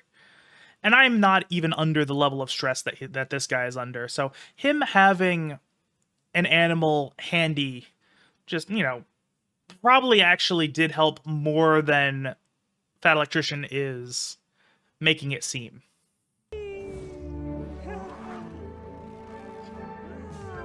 Eventually, he thinks he's got it. He thinks he's perfected the design. He has made this plane work somehow, and he wants to go test it. The problem is, there's no combat missions for the day, so he takes off anyways, and he's just flying around looking for something to shoot. He flies over a farm, and he sees a cow. Pappy and Sam, it's probably Sam's idea, but Pappy ends up strafing this cow, and allegedly, the 50 caliber machine gun fire from 8 50 cals picked the cow so high up into the air that he actually flew underneath it. We even had a guy that picked up an oxen with his 50s coming off a target and flew under the oxen. He then lands his plane. That is, okay, so that's really fucking funny. Also kind of fucked up. You know, he basically impromptu ground beef, but, like, he kind of did fuck over that farmer a little bit, because cows are not cheap. And there's no chance that any of that cow was usable after that. Okay, yeah, I'm just moving on. Goes, apologizes, pays the farmer $16, loads what's left of the cow into his plane. Okay, so at least he paid for the cow, he bought it, that makes sense. Okay, so I'm not as annoyed at him anymore.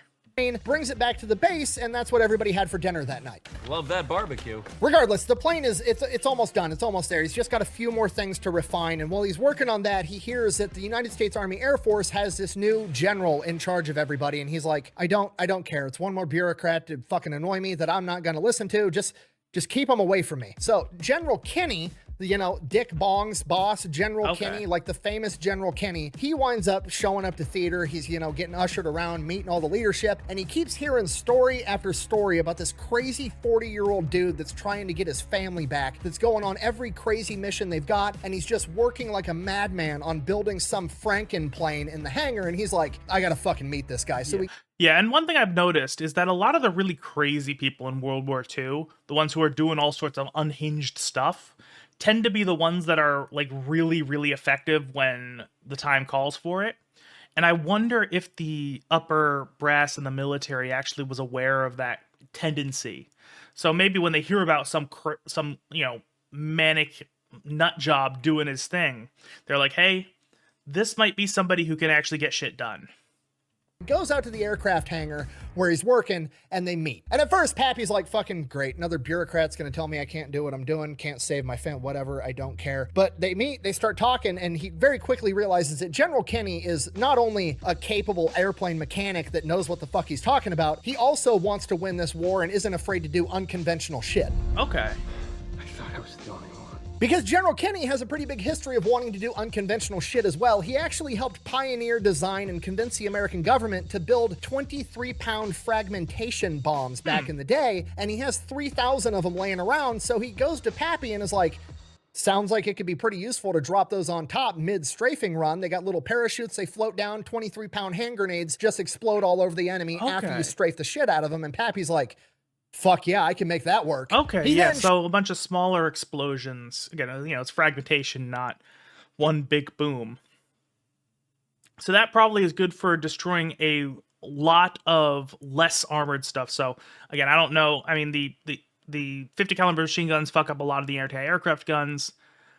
The fragmentation bombs probably fuck up a lot of the personnel and anything that is not super well armored, before the big bombs end up actually destroying the ships themselves. Shows General Kinney the A-20 Havoc that's already up and functioning, and he's like, I could probably mount him in here and we could drop him after we do the strafing run. And he's like, that would be perfect. Also, if you can make me more of these, there's a bunch of combat going on in Papua New Guinea on this place called the Kokoda Trail that we're having all this ground combat. I could send the A-20s in to strafe enemy ground troops on the trail. It would be absolutely devastating. So that's exactly what they do. Pappy builds 15 more of the A-20 Havocs. They go into combat at the Kokoda Trail. Yeah, and like I was saying, these fragmentation bombs are going to be really good against less armored things. So they're not going to blow holes in walls and ships and stuff like that.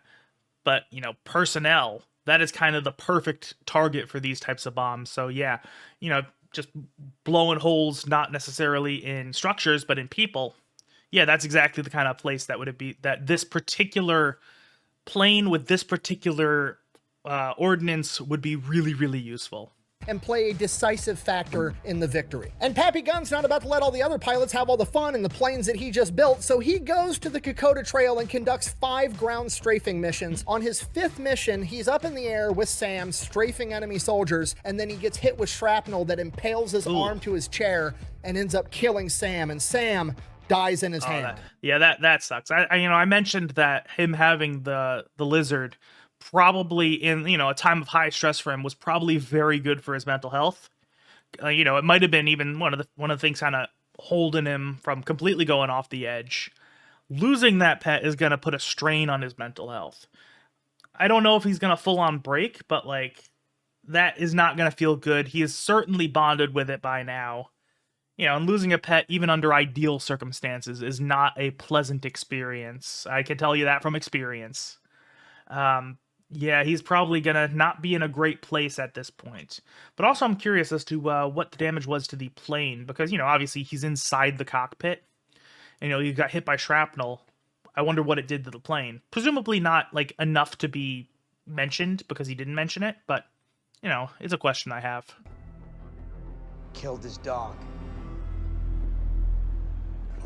Okay, Pappy hasn't gave a fuck in a long time. Now he's running at an active deficit. They've killed the only thing that's brought him any joy in the past, like, year and a half. But the silver lining is General Kenny, seeing how effective the A-20 Havocs were at ground combat, makes Pappy Gunn his head of special projects. Pappy no longer has to steal shit. He no longer has to acquire stuff and rob people. He has a blank check with the DoD budget. He's going to get whatever the fuck he wants whenever he wants it. And I mean, he was already kind of getting whatever he wanted whenever he wanted it, but at least now he's able to do it legally. with that, he decides the B-25s might be even more effective at sinking enemy ships if they could skip bomb. Skip bombing was a technique that was originally pioneered by the British, where the plan was fly really fast right above the water, drop your bomb going so fast that the bomb skips across the water like a rock on a pond and then clashes into the side of the enemy ship and explodes. Pappy goes in, gets his skip bombs. Actually, yeah, come to think of it, that makes a whole lot of sense now that I really think about it, because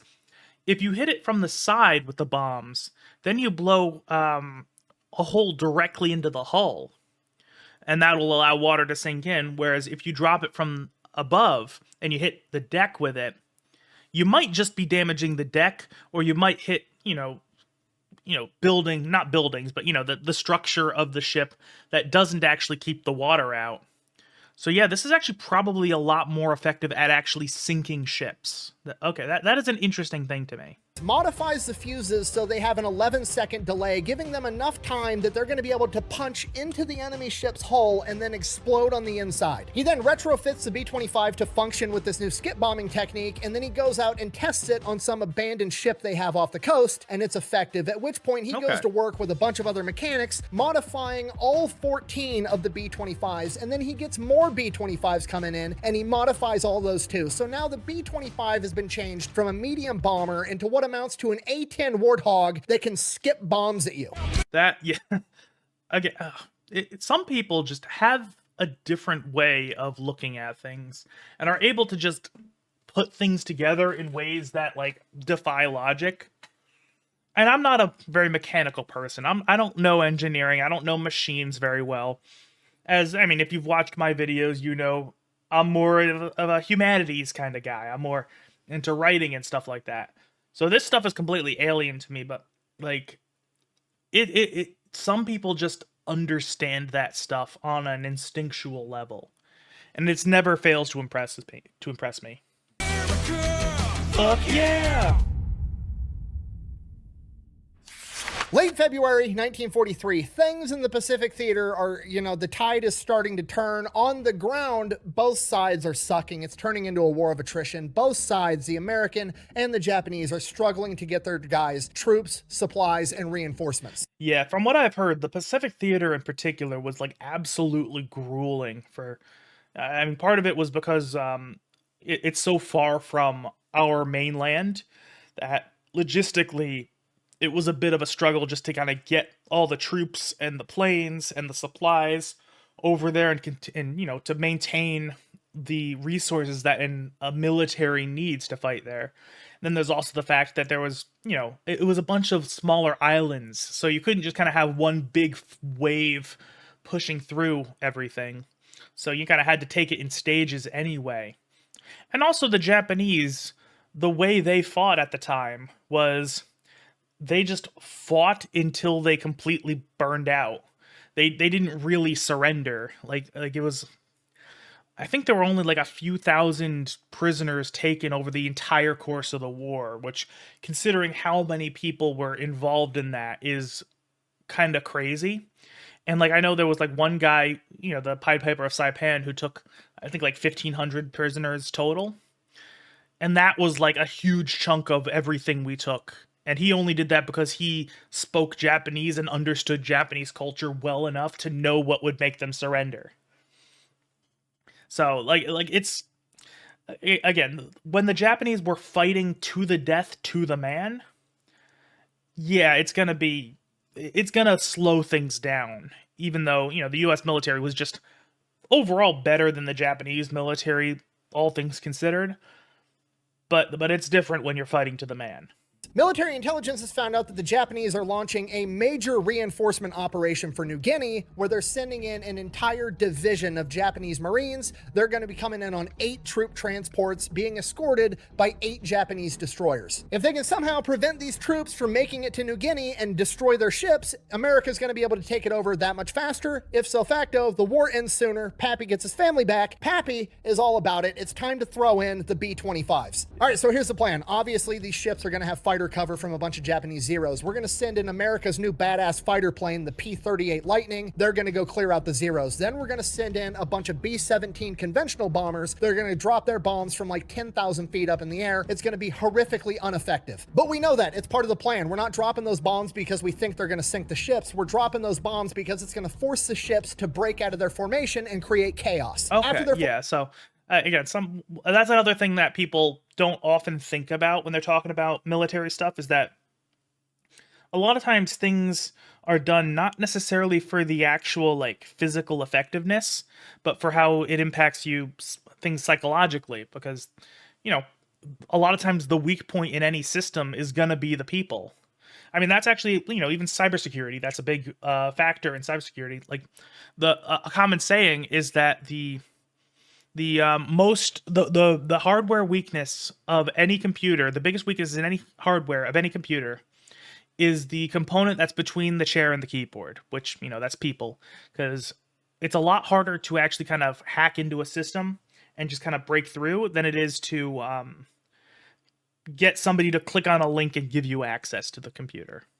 So messing with the actual people is probably a very effective way of messing with the entire naval system they got going on there. Formation's shattered, then we send in the A-20s to strafe the decks and suppress the enemy anti-aircraft, and then we send in the B-25s to suppress them even more and skip bombs right into the sides of their hulls. It's a good plan. Pappy's excited. General Kenny steps in and is like, no, you're too valuable to lose in combat. You're not allowed to go. So naturally, Pappy goes anyways. March 3rd, 1943, Battle of the Bismarck Sea. Everything goes according to plan. The P-38s go in, they take out the Zeros. The B-17s go in, they drop their bombs, they scatter the enemy formation, creating chaos. The A-20s go in, and this is where things take an unprecedented turn. You see, the Japanese didn't know that the A-20 strafer was a thing yet. So when they saw a bunch of light bombers approaching at low altitude, they naturally assumed that they were torpedo bombers, because obviously that's the only thing that could be. Now, the doctrine for dealing with torpedo bombers, if you're a ship, is to turn towards the torpedo bombers so you reduce how big of a target you are. Makes because sense. If you let them be on your full broadside, they can hit the whole side of their ship. But if you turn to face them, they'd have to hit you dead on right on the front for a torpedo to be effective. So all their ships start turning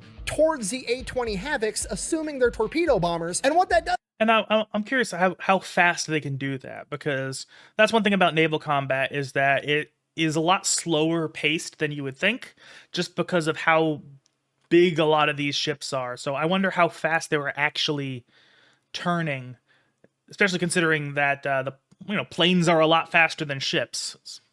I don't know. Is it lines it up so that the A-20 Havocs, instead of strafing width-wise across the deck, are able to strafe the entire deck from bow to stern. Oh, I love it when a plan comes together. That's and those pretty decks cool. are covered in enemy infantry soldiers, by the way, or at least they were. I go, did you ever kill anybody? And he goes, I threw grenades into bunkers. I go, were there people in there? He goes, there were. Yeah. Then the B-25s come in, strafing and skipping bombs right into the sides of the hull. By the time the smoke settles, they've sunk all 8 enemy troop transports and 4 of the destroyers. Wow. And the death toll for the Japanese men on board range anywhere from 3 to 10,000. Yeah, and that is like significant, because sinking a ship is no like small deal. Like every ship, even like individual ships, were valuable in World War II. Like, we don't think of it as significant as it is, but like losing one ship is nothing to sneeze at in this scenario. That's it. Pappy is pretty much the driving factor and the mastermind behind the liberation of New Guinea. After seeing this, General Kenny radios back to America and is like, hey, we need to just start making the B-25s like this from the factory. He sends like the designs, the rough sketches, the gist, the idea, and the engineers back home in America are like, that's not possible. You can't put that much weight in the front of a B-25. This will never work. It's against the laws of physics. So Kenny is like, fuck this. Pappy, pack your shit up. You're going to America. You're going to show them how to build a fucking plane. Yeah, that's not going to happen. I don't think.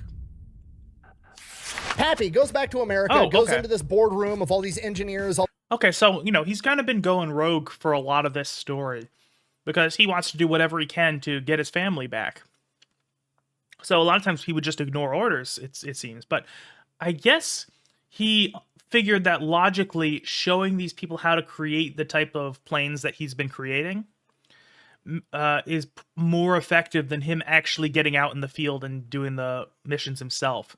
So he you know, probably did a cost-benefit analysis, essentially, and realized, hey, this is probably where I'm more useful, more likely to get my family back.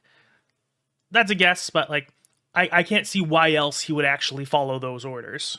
All these, you know, smart people that know what the fuck is going on, and they explain to him why this would never work, why it's physically impossible, blah, blah, blah, blah, blah. And Pappy's like, it works. I've done it. We did it with like 25 B-25s already, and we sank a bunch of Japanese ships. By the way, here's a bunch of pictures because I rigged cameras up to all my B-55s too, so I could yell World Star while I fucking did it. That actually, I will say, that actually probably went a long way and actually sped things along a lot. Just to say, you know, not only have I done it, I can prove it. Because, understandably, because what he did was like an amazing feat of engineering. So, it's reasonable that there could have been like a bit of a back and forth having to convince these other engineers that this is actually possible. But now that he has actual, like, you know, film proof, that kind of, you know, bypasses that whole process. So that's actually that's very interesting. And actually it shows that not only was he, you know, kind of doing all these crazy, incredible things, he also did have the foresight to realize that, you know, having documentation is important. So he wasn't just kind of going manic, having this crazy determination. He was actually thinking things through reasonably well as well, which is actually pretty impressive given the mental strain he was under.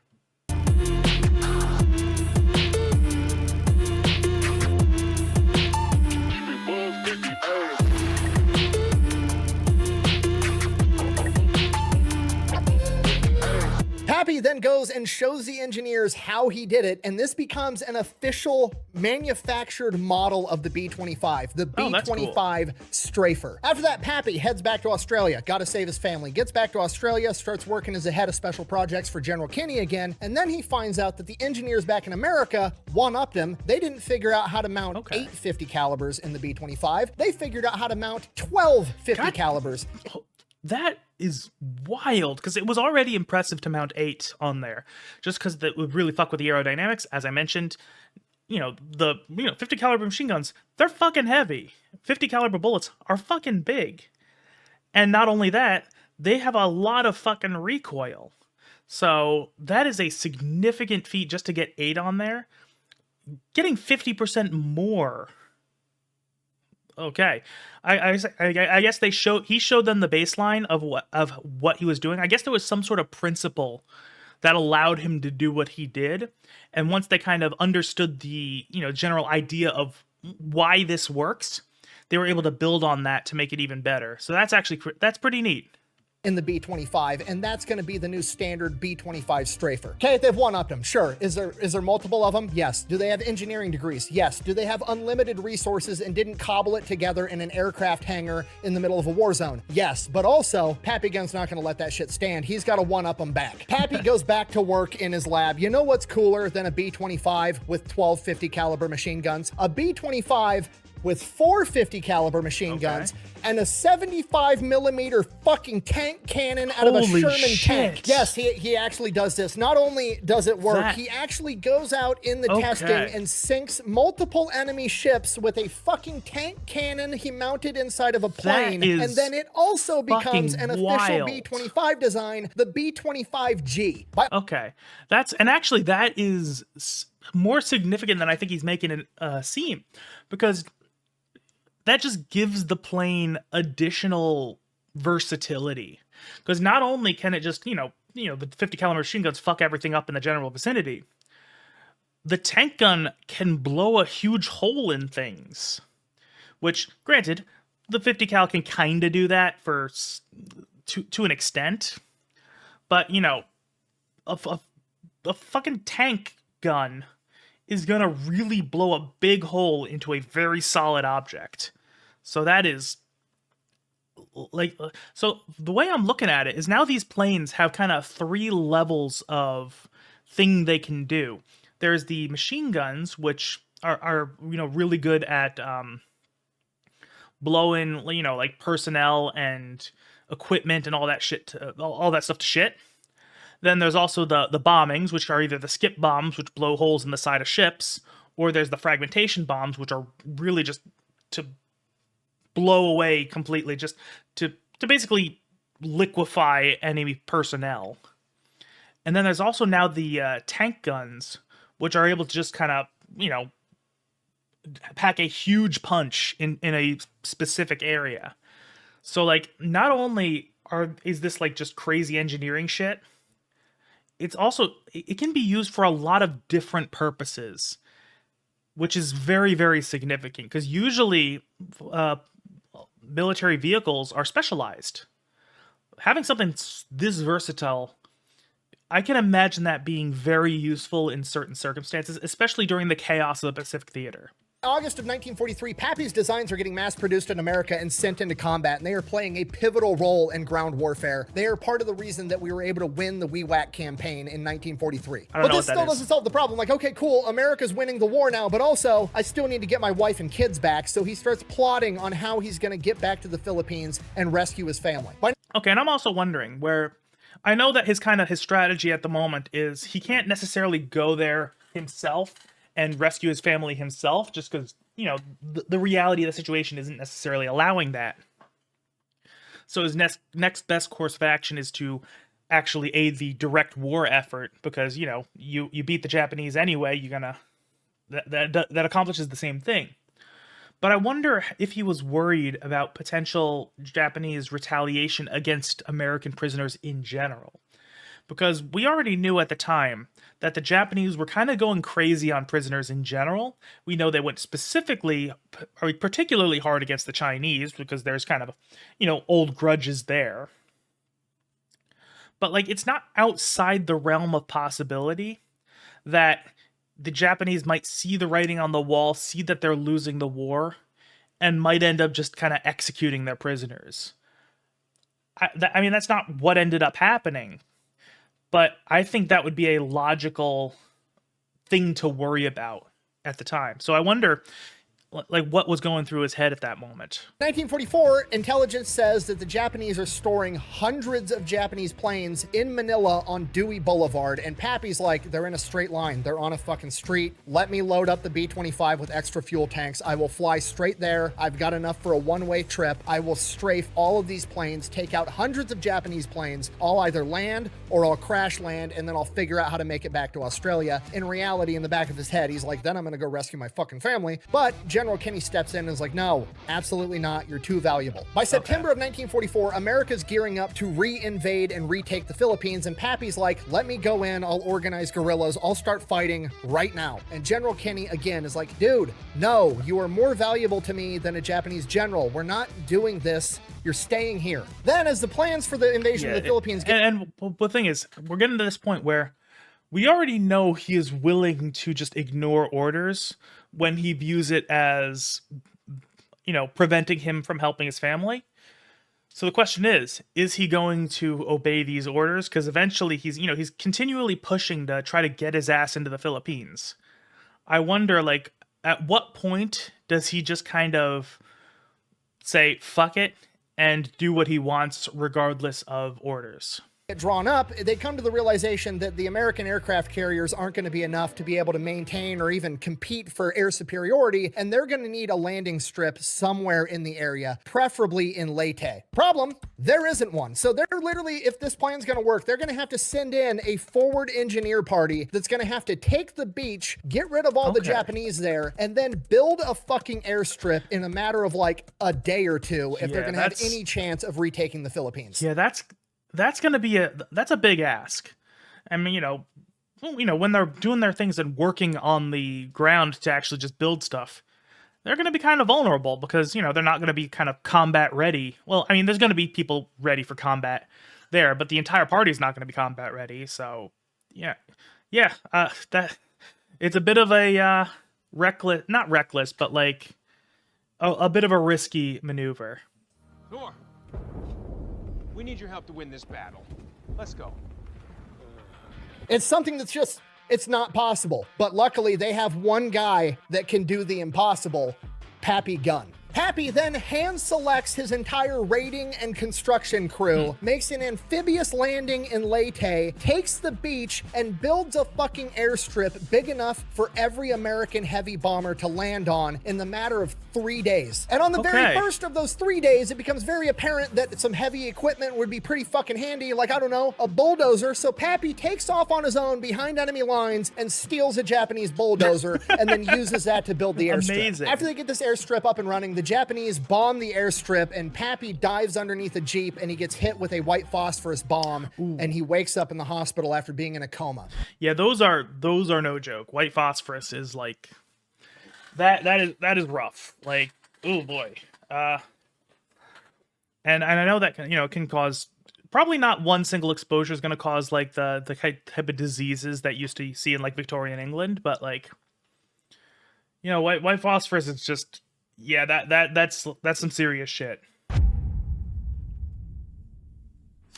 When he finally wakes up out of his coma, he has excruciating pain that seems to be agitated by like noise. Any music, loudspeakers, anything just makes this searing pain in his arm where he was hit with this white phosphorus go crazy, so much so that it makes him pass out. The doctors evaluate him. They tell him it's all in his head. Serious. They tell him he's making it up. He's malingering. He's trying to get out of combat. They obviously don't know who the fuck Pappy Gunn is. He's just another wounded soldier to them. And this goes on for weeks, just excruciating pain, so much so he's blacking out constantly. Yeah, actually, and that's significant because he probably has, being a military guy and also just kind of based on what we've seen from him, he seems to have a pretty high pain tolerance. So if the pain is so bad that he's blacking out because of it, like, that is excruciating. But I mean, and I'm also wondering, like, what's the cause of it? Because I don't really know I know white phosphorus is no fucking joke, but I don't really know exactly how it affects you. So I'm wondering what the deal is. Like, it's possible it could be psychosomatic. I mean, it very well might be. It might be like a trauma response. So I just genuinely do not know. He feels horrible. He's like on his deathbed. It's actively killing him. And then General Kenny finds out what's going on, chews out all the doctors like, this dude's a fucking hero. He's not malingering. Trust me, I have to do everything I can to keep him out of combat. Whatever's going on, he's not fucking faking it. Check him out again. They do more and more. They check him. They finally do an exploratory surgery and find out that a piece of the white phosphorus, which is extremely fucking hot, had entered his body and seared one of the nerves in his arm, and it was still open and red and pissed off, and that's how he was getting agitated by sound. So they go in there and cut everything out, patch him up, and now he's just in the hospital recovering. And yeah, so like the actual nerve was damaged. That makes a whole lot of sense. Okay, wow, yeah. While he's in the hospital recovering, he gets more visitors. His wife and kids. While he was in the hospital, America had liberated the Philippines, including Santo Tomas internment camp, where his family was being held, and they managed to survive. I wonder how they were being After treated. his family had been liberated, it took them a couple of days to make their way to the hospital where Pappy was being held, and the entire time, every different person they got handed off to was like, holy shit, you're Pappy Gunn. I gotta... So looking at this picture here, so it looks like he's still in the hospital at this point, because, he's bandaged up. It looks like he might be in a wheelchair, or no, not a wheelchair, but like his, the fact that his lower half is covered up is making me think that, he's still in the hospital. And his family there, they look like they're in pretty good health. So I'm guessing they weren't treated that badly by the Japanese, which, granted, the Japanese did tend to treat civilian prisoners better than they treated military prisoners, but they didn't always treat civilian prisoners very well either. But the fact that they look like they're all in pretty good health actually, like, makes me think they were probably not mistreated excessively.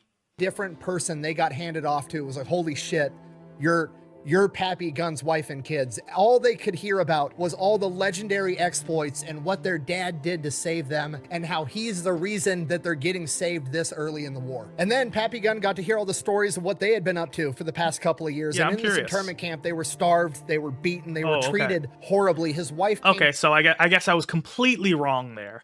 Because, again, I did they did in that picture look like they were in good health, but I guess they were actually mistreated. Okay, so I'll eat my words there. I'll take the L on that. Completely wrong. Down with appendicitis, and they didn't have general anesthesia, Oh, and she shit. had to have her appendix removed while she was awake. Ugh. And as the stories went on, as horrific as they were, there was a silver lining, and it was the fact that his kids took after him. His daughter had a cyst on her spine and had to have surgery, and she was in a full body cast for months. She used that body cast to hide and smuggle intel in and out of the camp to guerrilla fighting groups. Look, quite literally, that's some of the interesting. intel that was probably used by Pappy to help save them was delivered by them. His sons would break out of the camp at night and go steal food and smuggle it back in to feed their sisters and their mom, themselves, and other people. So it's like an entire family of crazy people, but like in a good way. That's that's insane. The entire time, Pappy Gunn was fighting his ass off to get back to his family. They were doing the exact same thing to get back to him, and that is the best ending to one of the best stories I think I've ever told. good ending. Thank you for watching. Overall. Best way to support the channel is go buy some merch, maybe drink some Echelon. All that's available over at thefatelectrician.com. Quack bang. And he always has a thing at the end, so I'm gonna wait for that. This is one of those stories that I really hope gets made into a movie, but I know that they would ruin it at the same time because that seems too unrealistic. Yeah. Okay. So yeah. So overall, that was the Fat Electrician's video on Pappy Gunn, which I had never even heard the name before watching this video. That was an excellent video. I was so completely immersed. I had so much I was talking about. Like it was a very exciting video to watch and to talk about. I really enjoyed that. So once again, like before, I'm going to be leaving the link to the video in the chat for those watching on stream right now. And for those watching on the highlights channel after the fact, I will be leaving a link in the description down below. Please do go watch it. Please go support the original creator. That is always very appreciated here. That excellent video, and thanks for stopping by. If you're watching on the highlights channel, come back in a couple days for a new video. Later.